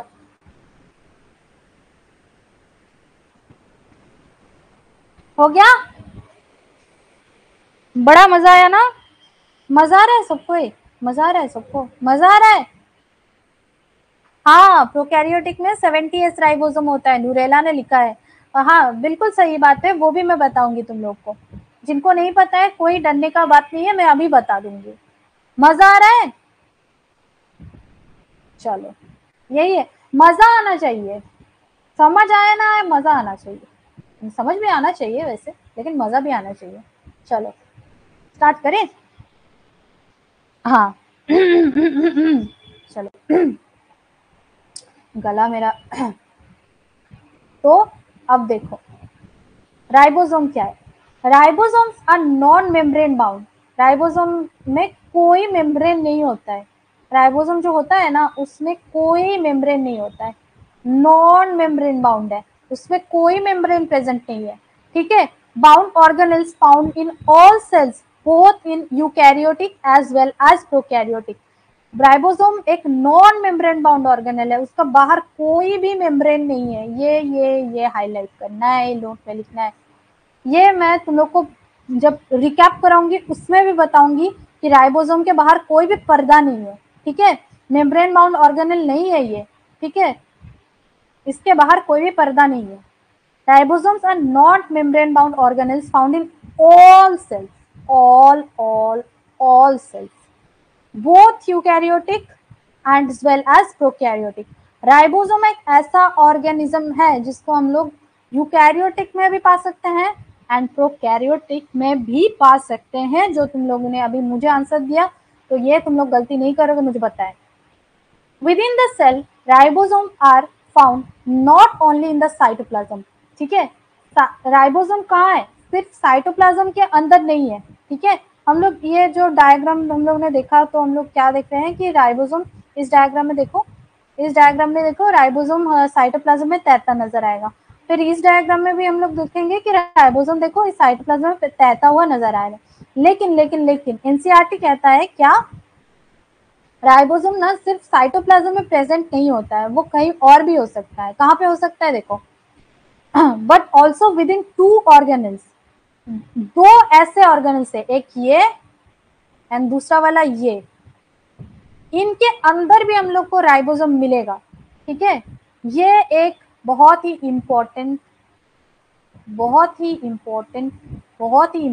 क्वेश्चन है, जिसे कभी कभी पूछा गया है क्या मुझे नहीं पता, लेकिन पूछा जाए तो बहुत अच्छा क्वेश्चन इसमें से बन सकता है कि किस सेल ऑर्गेनल्स के अंदर, देखो सेल और साइटोप्लाज्म नहीं है, ये है क्या, हम लोग का माइटोकॉन्ड्रिया है। ये एक ऑर्गेनल है और इस ऑर्गेनल के अंदर राइबोसोम प्रेजेंट है। इसका अंदर हम लोग घुस के देखेंगे तो इसका अंदर राइबोसोम है। और अगर हम लोग दूसरा ऑर्गेनल कौन सा है जिसके अंदर राइबोसोम मिल सकता है? प्लास्टिड। देखो इसका अंदर राइबोसोम है, सिर्फ साइटोप्लाज्म में नहीं है, ये अंदर है। किसके अंदर है? माइटोकॉन्ड्रिया के अंदर और प्लास्टिड के अंदर है राइबोसोम। ठीक है, with in the two organelles in plants, chloroplast in plants, देखो ये क्लोरोप्लास्ट है, इसके अंदर भी राइबोसोम है, और ये माइटोकॉन्ड्रिया है, इसके अंदर भी राइबोसोम हम लोग पा सकते हैं। ठीक है, सिर्फ साइटोप्लाज्म में नहीं है। और on rough ER, rough ER क्या है? रफ ईआर हम लोग किसको कहते हैं? ये अगर हम लोग डायग्राम को अच्छे से देखें, देखो ये है डायग्राम, देखो ये तो राइबोसोम यहाँ पे प्रेजेंट है ना सेल साइटोप्लाज्म में, और ये ये मैं ब्लू से दिखा रही थी राइबोसोम, तो माइटोकॉन्ड्रिया के अंदर यहाँ पे भी राइबोसोम हम लोग को मिलेगा, प्लास्टिड या फिर क्लोरोप्लास्ट के अंदर भी हम लोग को मिलेगा, और कहाँ मिलेगा? On rough endoplasmic reticulum. Endoplasmic reticulum जो रफ वाला होता है, उसके ऊपर ये जो दाना दाना सा होता है ना, इसको हम लोग क्या कहते हैं, राइबोसोम कहते हैं। इस यही है रफ एंडोप्लाज्मिक रेटिकुलम। और स्मूथ स्मूथ एंडोप्लाज्मिक रेटिकुलम को अगर हम लोग देखें तो इसका ऊपर राइबोसोम नहीं होता है। तो इन दोनों का डिफरेंस क्या है, क्या क्या काम करते हैं, ये हम लोग बाद में पढ़ेंगे। लेकिन राइबोसोम कहाँ कहाँ प्रेजेंट होता है ये हम लोग ने देख लिया। तुम लोग को कोई डाउट है राइबोसोम कहाँ कहाँ है, इसको इसके लिए जान गई तुम लोग राइबोसोम कहाँ कहाँ पे है? क्लियर है वो वाला लाइन एनसीईआरटी का?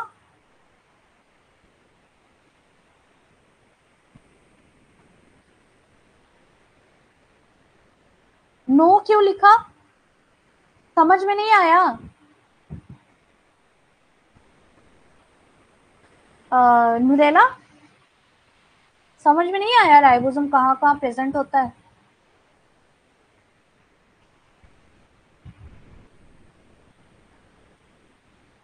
हाँ, तो राइबोसोम कहाँ कहाँ पे होता है? राइबोसोम सिर्फ साइटोप्लाज्म में प्रेजेंट नहीं होता है।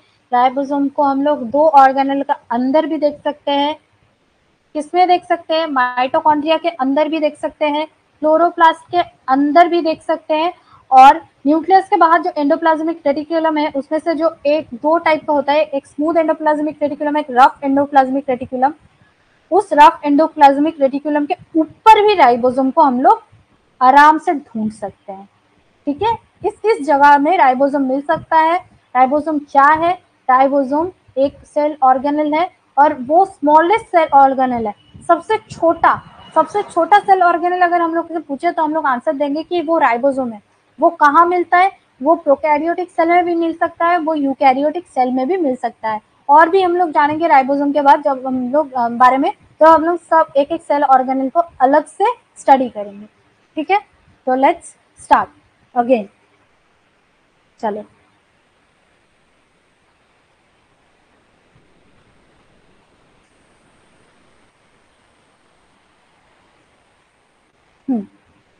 हाँ तो यहाँ तक हम लोग ने पढ़ लिया, कोई दिक्कत नहीं है मुझे लगता है अभी तक। दिक्कत है? कोई दिक्कत? आई गेस कोई दिक्कत नहीं है। चलो,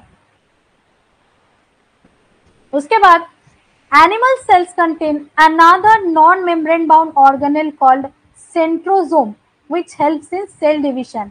अब देखो, प्लांट सेल में तो हम लोग ने देखा कि एक ऐसा चीज है जो एनिमल सेल में नहीं है, वो क्या है? Cell wall. अब एनिमल सेल बोल रहे अच्छा तेरे पास वो है, तो मेरे पास ये है। क्या है उसके पास?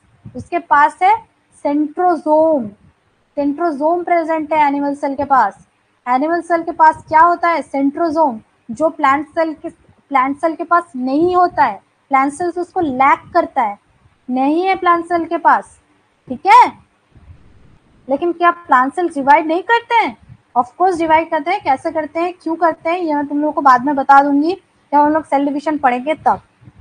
ठीक है, तो क्या दिख गया हम लोग को? एक ऐसा चीज दिख गया जो सिर्फ प्लांट सेल में है, क्या? Cell wall. और एक ऐसा चीज दिख गया जो एनिमल सेल में है, जो क्या है? सेंट्रोजोम। एक ऐसा चीज नहीं है, बहुत सारे ऐसे चीज है। मैं अब भी तुम लोग को डायग्राम दिखाती हूँ। ठीक है, इससे तुम लोग को क्लियर हो जाएगा कि एनिमल सेल्स में क्या क्या प्रेजेंट है और प्लांट सेल में क्या क्या है, क्या क्या नहीं है, क्या क्या डिफरेंस है दोनों में। अब भी दिखाती हूँ डायग्राम।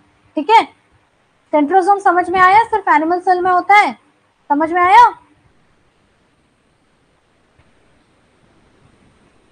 सेंट्रोसोम सिर्फ, अच्छा ठीक है, एक ऐसा सेल ऑर्गेनल के बारे में बताओ तो जो प्लांट सेल में नहीं होता है, एनिमल सेल में होता है। एक एक ऐसा सेल ऑर्गेनल जो प्लांट सेल में नहीं होता है, एनिमल सेल में होता है। कौन सा ऑर्गेनल है?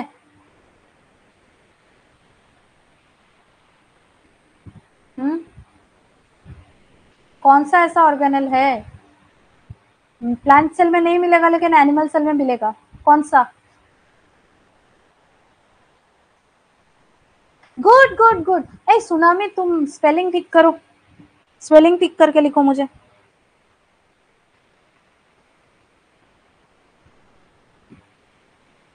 सुनामी स्पेलिंग ठीक करो।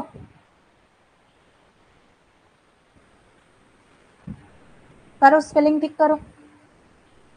हाँ सॉरी मैम नहीं, तुम खुद को सॉरी बोलो। ये जो गलती है अवार्ड से पहले कर लो, कुछ नहीं बोलूंगी मैं। जितना गलती करना है करो, लेकिन अवार्ड में नहीं करना। स्पेलिंग बहुत ज्यादा इंपॉर्टेंट है, ठीक है। हम लोग अगर स्पेलिंग को ऐसे करके चले जाएंगे तो क्वेश्चन पेपर में दिया रहेगा, तुम लोग को पता होगा वो ऑप्शन है, लेकिन तुम लोग कंफ्यूज हो जाओगे। जब एग्जाम को प्रेशर रहेगा ना, कंफ्यूज होके जाओगे, फिर सही आंसर तुम्हारे सामने रहेगा, तुम लोग उसको छोड़ के आ सकते हो कि अरे मुझे तो आता ही नहीं है। तो स्पेलिंग हम लोग को जब पढ़ना है थोड़ा केयरफुली पढ़ना है, ठीक है। चलो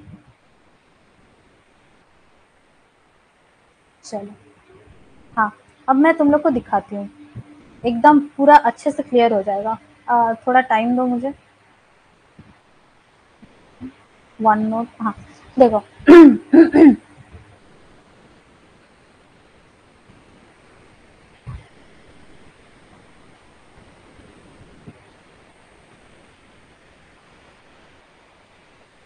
हाँ दिख रहा है plant cell and animal cell सबको? प्लांट सेल और एनिमल सेल सबको दिख रहा है?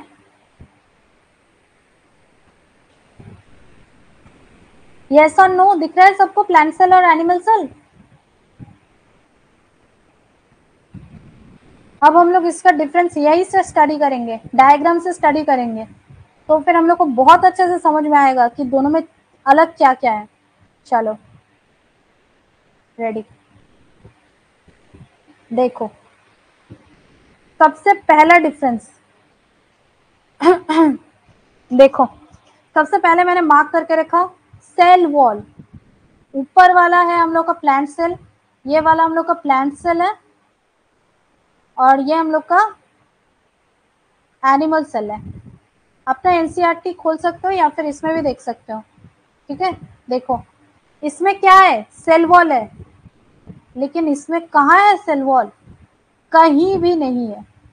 No cell wall in animal cells, no cell wall present in animal cell. ये हो गया सबसे पहला डिफरेंस। दूसरा वाला डिफरेंस क्या है, क्लोरोप्लास्ट। सिर्फ क्लोरोप्लास्ट नहीं, सिर्फ और सिर्फ क्लोरोप्लास्ट नहीं, प्लास्टिड भी नहीं है।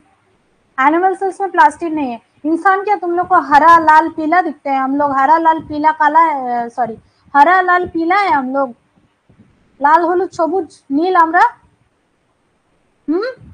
हम लोग में प्लास्टिड ही नहीं है, तो हम लोग कैसे लाल नीला पीला बनेंगे, है ना। हम लोग में अगर प्लांट क्यों लाल नीला ग्रीन कलर का होता है, क्योंकि उसमें प्लास्टिड होता है, इसीलिए होता है, ठीक है। सिर्फ क्लोरोप्लास्ट से ग्रीन कलर दिखता है। हम लोग तो लाल नीले पीले नहीं है ना, तो हम लोग प्लास्टिड लगे करेंगे क्या? तो प्लांट सेल में प्लास्टिड होता है, एनिमल सेल में प्लास्टिड भी नहीं होता है। सेल वॉल और प्लास्टिड दोनों ऐसा चीज है जो एनिमल में रहता है, लेकिन सॉरी सॉरी जो प्लांट्स में रहता है लेकिन एनिमल में नहीं रहता है, ठीक है। क्लियर? अब देखो और देखो, ये है वैक्यूल। वैक्यूल पता है ना तुम लोग को? ये प्लांट सेल में एक ऐसा चीज है, एक ऐसा मतलब शून्यस्थान, क्या बोलूं मैं, गैप टाइप का चीज है, जिसके अंदर कुछ स्टोर कर सकते हैं, ठीक है। ये क्या कर सकता है, ये प्लांट सेल का 90% स्पेस तक ऑक्यूपाई करके रख सकता है। एक प्लांट सेल का 90% तक जगह हम लोग का वैक्यूल हो सकता है, ठीक है। ये वैक्यूल हम लोग को प्लांट सेल में बहुत बड़ा दिखता है, लेकिन जो एनिमल सेल है उसमें क्या हम लोग को वैक्यूल दिख रहा है? एनिमल सेल्स में कहीं पे वैक्यूल तुम लोग को दिख रहा है? एनिमल सेल में वैक्यूल देख सकते हैं हम लोग?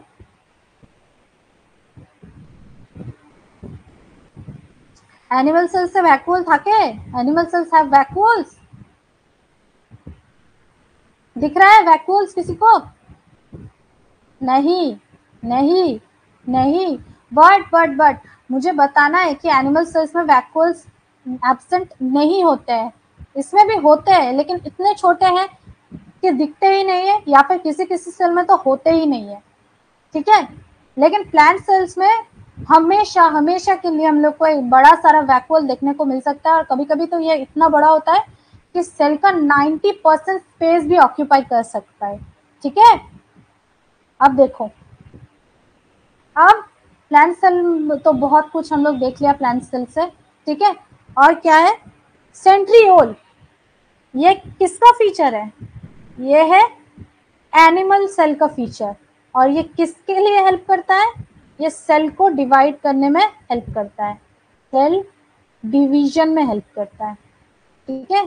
सेल डिवीजन में हेल्प करता है किसको, एनिमल सेल को हेल्प करता है। ये देखो ये रहा सेंट्रियोल, इसको हम लोग प्लांट सेल में कहीं पे भी ढूंढेंगे तो नहीं मिलेगा, ठीक है।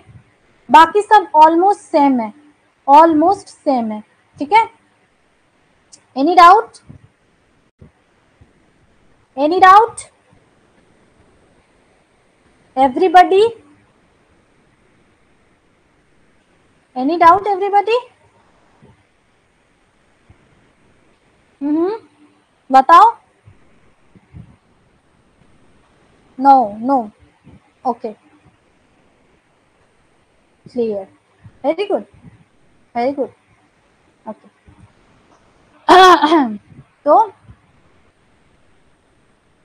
पता चल गया एनिमल सेल्स और प्लांट सेल का बात। अब हम लोग एक ऐसा ऑर्गेनिजम्स के बारे में पढ़ेंगे जो हम लोग एनसीईआरटी में ना बाद में कहीं पे दिया हुआ नहीं है, सिर्फ एक बार जिक्र किया है, इस डायग्राम में दिया हुआ है। तो मुझे लगा कि मुझे ये पढ़ा देना चाहिए तुम लोग को, या एनसीईआरटी में बाद में मिलेगा नहीं तो मैं यहीं पर पढ़ाऊंगी। वो है पेरोक्सिसोम, ठीक है। पेरोक्सिसोम एनिमल सेल में भी मिलेगा, प्लांट सेल में भी मिलेगा। इसको तुम लोग थोड़ा नोट कर लो कि क्योंकि तुम लोग को एनसीईआरटी में मिलेगा नहीं है कहीं पे, ठीक है। या फिर ये स्क्रीनशॉट अगर नहीं ले सकती तो मैं ग्रुप में भेज दूंगी, you don't have to worry. लेकिन ये नोट करोगे कॉपी में या फिर बुक में तो ज़्यादा अच्छा रहेगा। चलो, व्हाट इज पेरोक्सिसोम। पेरोक्सिसोम एक डबल मेम्ब्रेन बाउंड ऑर्गेनेल है। देखो इसके अंदर दो मेम्ब्रेन है, दो मेम्ब्रेन है। ये देखो लिपिड बाइलेयर दिख रहा है यहाँ पे, जैसे सेल वॉल होता है ना, वैसे डबल मेम्ब्रेन वाला ऑर्गेनेल है पेरोक्सिसोम। ये रहा पेरोक्सिसोम। क्या है इसके अंदर, क्या भरा हुआ है पेरोक्सिसोम के अंदर, हम लोग को डाइजेस्टिव एंजाइम्स और ऑक्सीडेटिव एंजाइम्स दिख जाएगा कि ऑक्सीडेटिव एंजाइम्स क्या करता है, हम लोग के बॉडी में जो ऑक्सीजन रिलेटेड रिएक्शन है ना उसको ये देखता है, पेरोक्सिसोम उसको कंट्रोल करता है, ठीक है। तो यहाँ से ये क्वेश्चन उन लोग को कभी फ्रेम कर सकता है कि पेरोक्सिसोम क्या है, एनिमल सेल्स में प्रेजेंट है या फिर प्लांट सेल्स में प्रेजेंट है। ये अगर क्वेश्चन हम लोग को पूछेगा तो हम लोग बोलेंगे कि बोथ में प्रेजेंट है। पेरोक्सिसोम एनिमल सेल्स में भी प्रेजेंट है और प्लांट सेल में भी प्रेजेंट है। पेरोक्सिसोम क्या मेम्ब्रेन लेस है या फिर उसके बाहर कोई मेम्ब्रेन है। हाँ, पेरोक्सिसोम के बाहर मेम्ब्रेन है, उसके बाहर क्या है, डबल मेम्ब्रेन है। यही पूछेगा मुझे लगता है, मुझे जितना लगता है इससे ज्यादा तो नहीं पूछेगा। इसके डबल मेम्ब्रेन है, पेरोक्सिसोम डबल मेम्ब्रेनस है, ठीक है। और इसके अंदर क्या होता है, डाइजेस्टिव एंजाइम रहता है और ऑक्सीडेटिव एंजाइम रहता है, इतना जान लो। और कुछ ज्यादा जानने का जरूरत नहीं है क्योंकि इसके बारे में ज्यादा और कुछ नहीं बताया गया, ठीक है। समझ में आया पेरोक्सिसोम।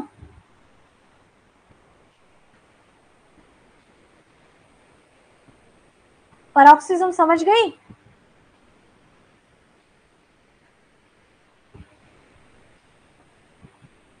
हम्म,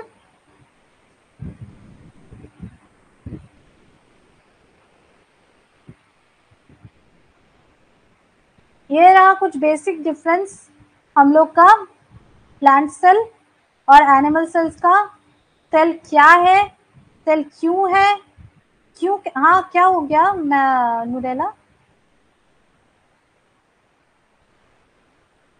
अच्छा ठीक है, तो हम लोग हम लोग ने क्या पढ़ा, सेल के बारे में पढ़ा। सेल को क्यों हम लोग structural and functional unit of life कहते हैं ये भी पढ़ा। सेल के अंदर क्या क्या रह सकता है, प्रोकैरियोटिक यूकैरियोटिक सेल में क्या क्या डिफरेंस रह सकता है, कैसा न्यूक्लियस है दोनों का ये भी देखा, डायग्राम देखा सब। मतलब कुछ ऑर्गेनल्स के बारे में हम लोग ने थोड़ा रफली जाना, ठीक है। ये सब हम लोग ने पढ़ा। तो जितना भी मैंने पढ़ाया कहीं पे किसी को कुछ डाउट है, और आगे चले थोड़ा, या फिर यही मतलब 1.5 घंटा हो गया, खत्म कर दे।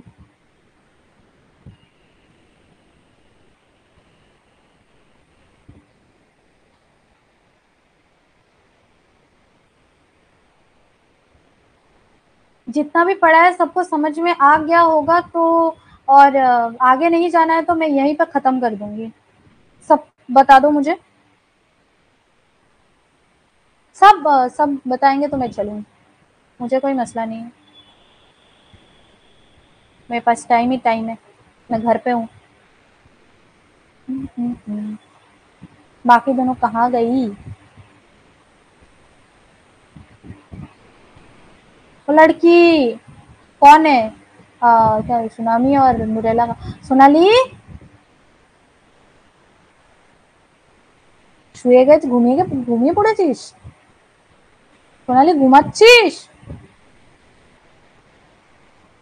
সোনালি রে,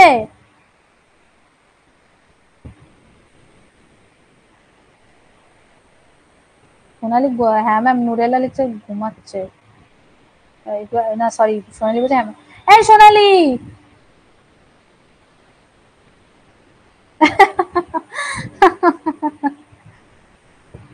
okay, Nurella is saying prokaryotic. Sonali कहाँ थी? सो गई थी? सो गई थी क्या?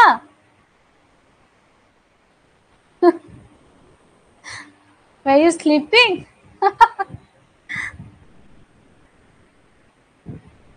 Okay, let's go guys.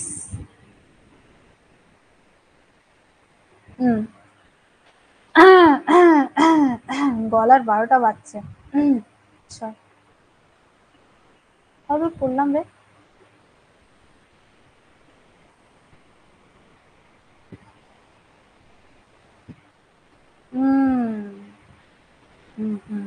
हम्म, तो आज हम लोग प्रोकैरियोटिक सेल के आगे तक पढ़ेंगे। हाँ, ऑलराइट, वही तक चलेंगे।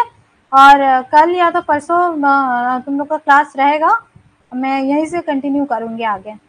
ठीक है। मैं थोड़ा धीरे पढ़ाना पसंद करती हूँ, क्योंकि मुझे ना हर एक चीज़ तुम लोग को मतलब दिमाग में घुसाना है, तो मुझे मतलब ज़्यादा लॉन्ग क्लासेस का ज़रूरत पड़ता है, और ज़्यादा क्लास में लूँगी, क्योंकि मेरा जब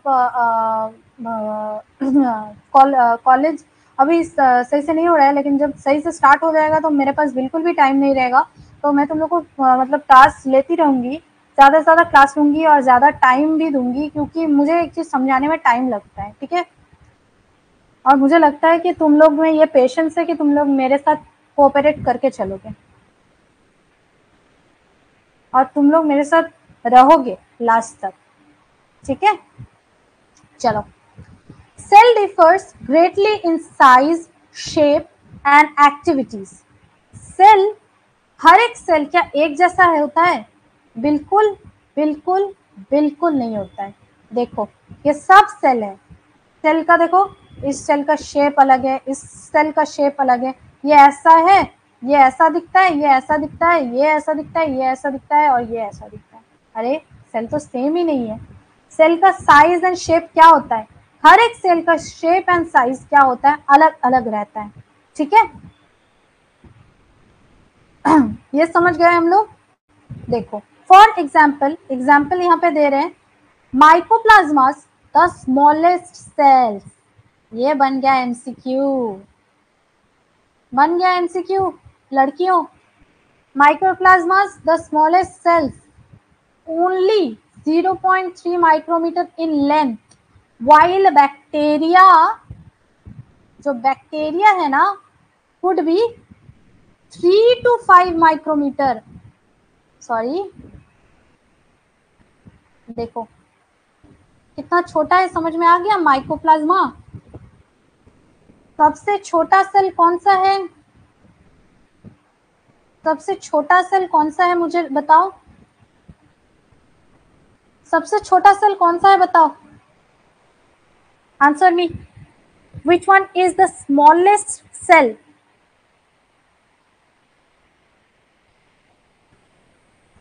Which one is the smallest cell guys? Tsunami মার খাবে, ওর ও একদম ভুলভাল স্পেলিং লিখছে।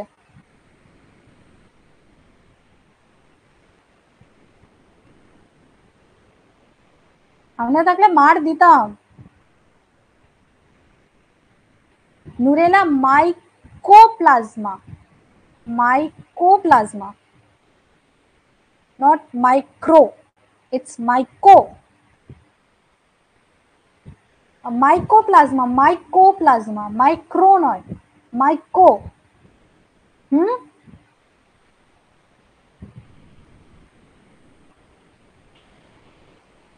হ্যাঁ কারেক্ট, মাইকোপ্লাজমাইটিস।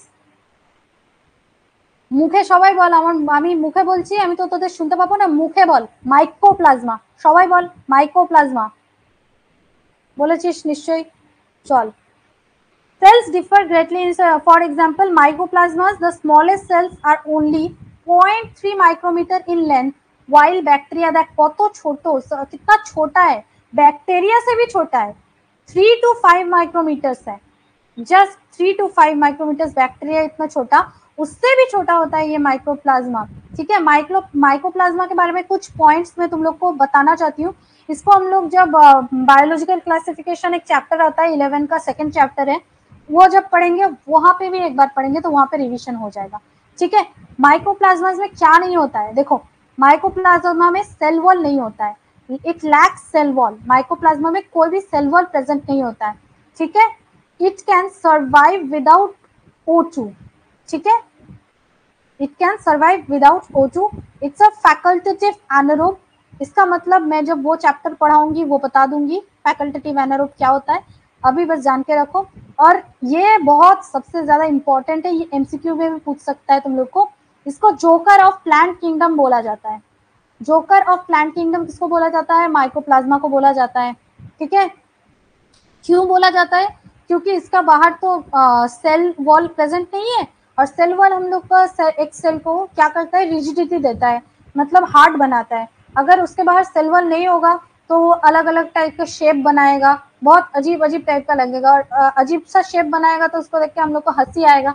इसीलिए इसको क्या कहते हैं, जोकर ऑफ प्लांट किंगडम कहते हैं। किसको कहते हैं, माइक्रोप्लाज्मा को कहते हैं। तो ये सब माइक्रोप्लाज्मा का कुछ कुछ पॉइंट्स है जिसको हम लोग आगे भी स्टडी कर सकते हैं। यहाँ पे मुझे लगा तुम लोग को बता देना सही रहेगा तो मैंने बता दिया। ठीक है, चलो अब हम लोग को स्मॉलेस्ट सेल पता चल गया। अब हम लोग को देखेंगे, स्मॉलेस्ट सेल तो हम लोग को दिख गया, लेकिन the largest cell is the isolated, the largest isolated single cell is the egg of an ostrich. सबसे स्मॉलेस्ट सेल माइक्रोप्लाज्मा है, लेकिन सबसे लार्जेस्ट सेल आइसोलेटेड सेल कौन सा है, एग ऑफ एन ऑस्ट्रिच, मतलब ऑस्ट्रिच का अंडा, वो एक आइसोलेटेड सिंगल सेल है, सबसे बड़ा आइसोलेटेड सिंगल सेल। सबसे छोटा isolated single cell is microplasma, सबसे बड़ा आइसोलेटेड सिंगल सेल इज, सबसे बड़ा आइसोलेटेड सिंगल सेल कौन सा है, which is the largest single isolated single cell.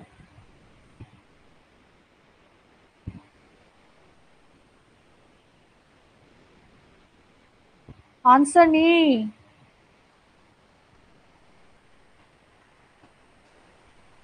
Interact करो।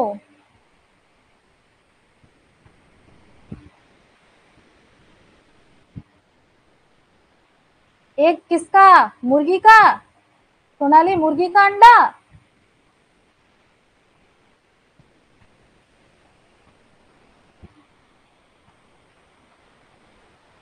सोनाली किसका एग, मुर्गी का।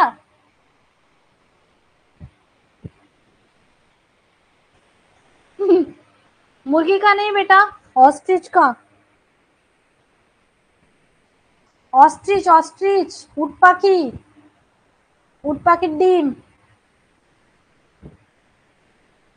খেয়েছিস কোনোদিন, উট পাখির ডিম, ওই উট পাখির ডিম। Okay, the largest isolated single cell is an egg of an ostrich. Okay, among multicellular organisms Human red blood cells are about 7 micrometer in diameter. This is a very important. This is the human red blood cell. इसका diameter कितना है? ये है diameter, sorry sorry, ये diameter है इसका, इसका diameter है, और ये डायमीटर कितना है? 7 माइक्रोमीटर। एक्चुअली 7.2 होता है, लेकिन यहाँ पे 7 माइक्रोमीटर लिखा हुआ है, तो हम लोग 7 माइक्रोमीटर को ही पकड़ेंगे, ठीक है। 7 माइक्रोमीटर होता है। आरबीसी का डायग्राम ये पूछ सकता है, और ये कैसा इसका शेप है, देखो, राउंड एंड बाइकॉनकेव, ठीक है। ये कुलसुम मैम जब पढ़ाएंगे वो पढ़ाएंगे तुम लोग को आरबीसी के बारे में। तो फिर मैं ये यहाँ पे बता दूं कि ये डिस्क होता है, डिस्क टाइप का होता है, मतलब एक ऐसा टाइप का दिखता है, देखो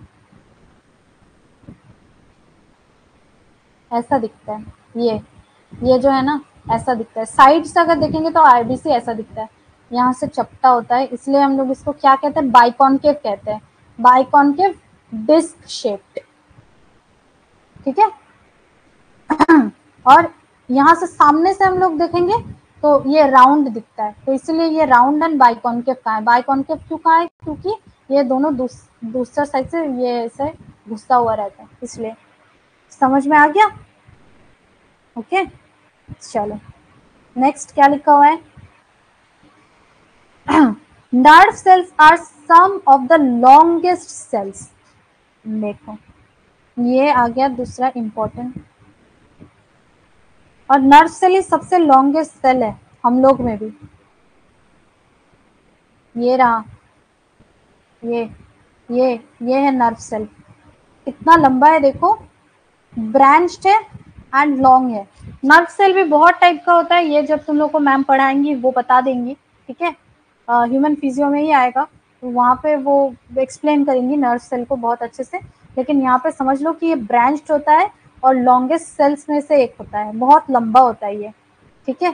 सबसे छोटा सेल हम लोग को पता चल गया, सबसे बड़ा सेल हम लोग को पता चल गया, सबसे लंबा सेल भी हम लोग को पता चल गया, ठीक है।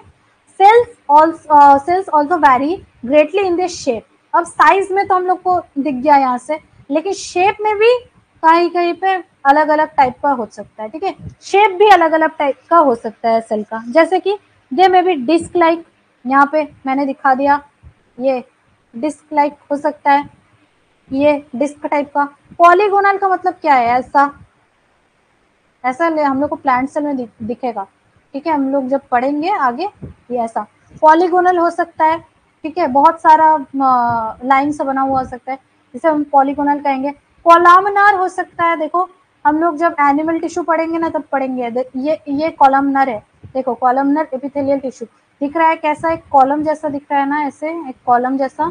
और इसमें क्या रहता है? ये न्यूक्लियस जो रहता है ना, इसका बेस में प्रेजेंट होता है, मतलब सेल का बेस में प्रेजेंट होता है, ऊपर देखो नहीं, बीच में नहीं है, ये क्या है? बेस में प्रेजेंट होता है।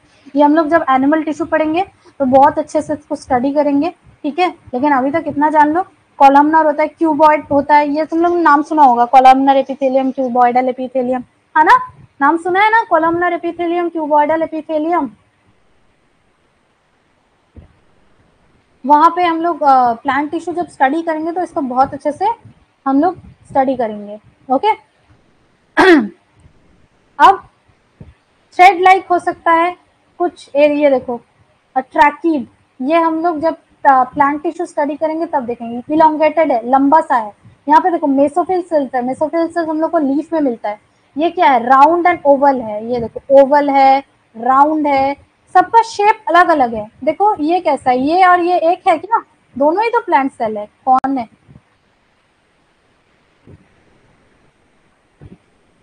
हाँ हाँ, चलो देखो। देखो ये राउंड, ये दोनों ही प्लांट सेल है, दोनों ही प्लांट सेल है। क्या दोनों एक ही जैसे दिखते हैं? एक ही जैसा है क्या? दोनों दोनों प्लांट सेल है, दोनों ही प्लांट्स में मिलता है क्या? एक ही जैसे दिखते हैं?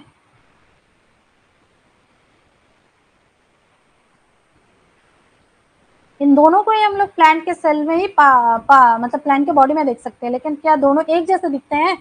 एक ट्रैकिड और मेसोफिल सेल क्या एक जैसे दिखते हैं? तुम लोग को दिख रहा है? बिल्कुल नहीं दिखते हैं। अलग अलग सेल, अलग अलग टाइप का सेल्स हम लोग को बॉडी में प्रेजेंट होता है, ठीक है? हाय, कोनो प्रॉब्लम नहीं, আমি জাস্ট ইয়ার্কি করছিলাম। সোনালি, আই ওয়াজ কিডিং। ডো রেগে যাস না প্লিজ, আমি একটু ইয়ার্কি করি, প্লিজ রেগে যাবি না।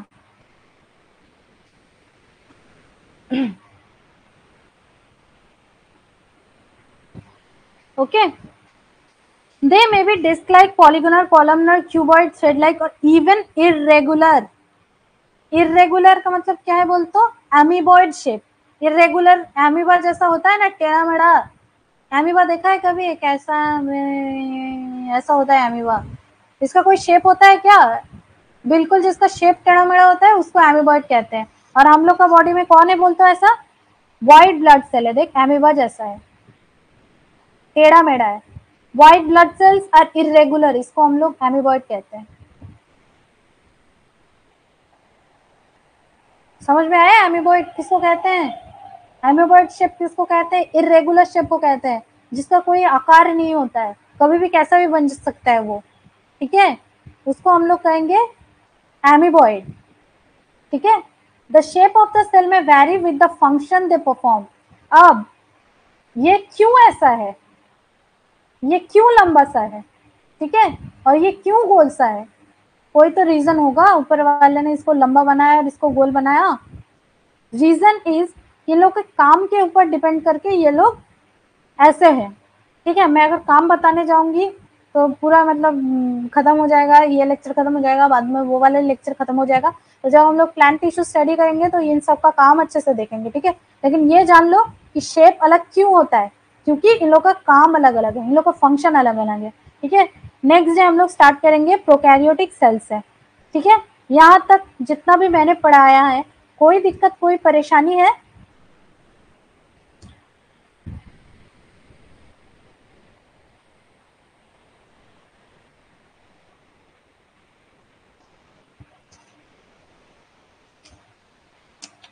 बताओ। हाँ, ऑल क्लियर?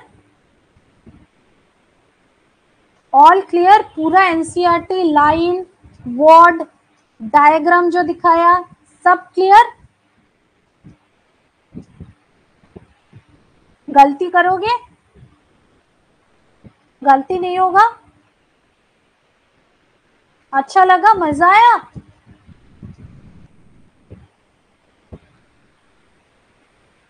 आज नेटवर्क का इशू था क्या तुम लोग का?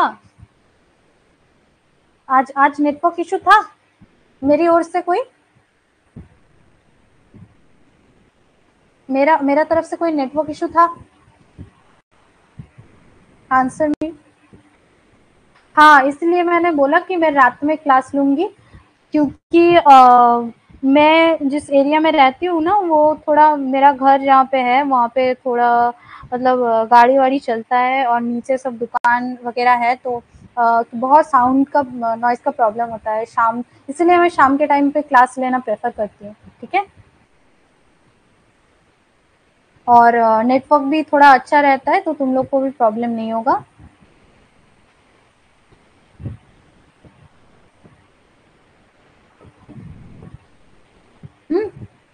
खत्म करती हूँ मैं, और नेक्स्ट क्लास में कब लूंगी ये आमिदा से बात करके मैं तुम लोग को बता दूंगी, ओके?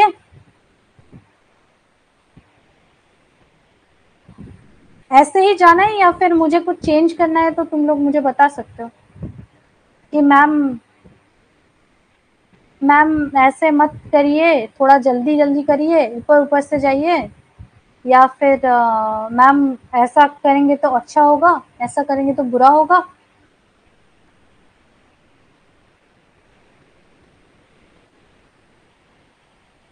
ओके, ठीक है, ठीक है, तो मैं आ,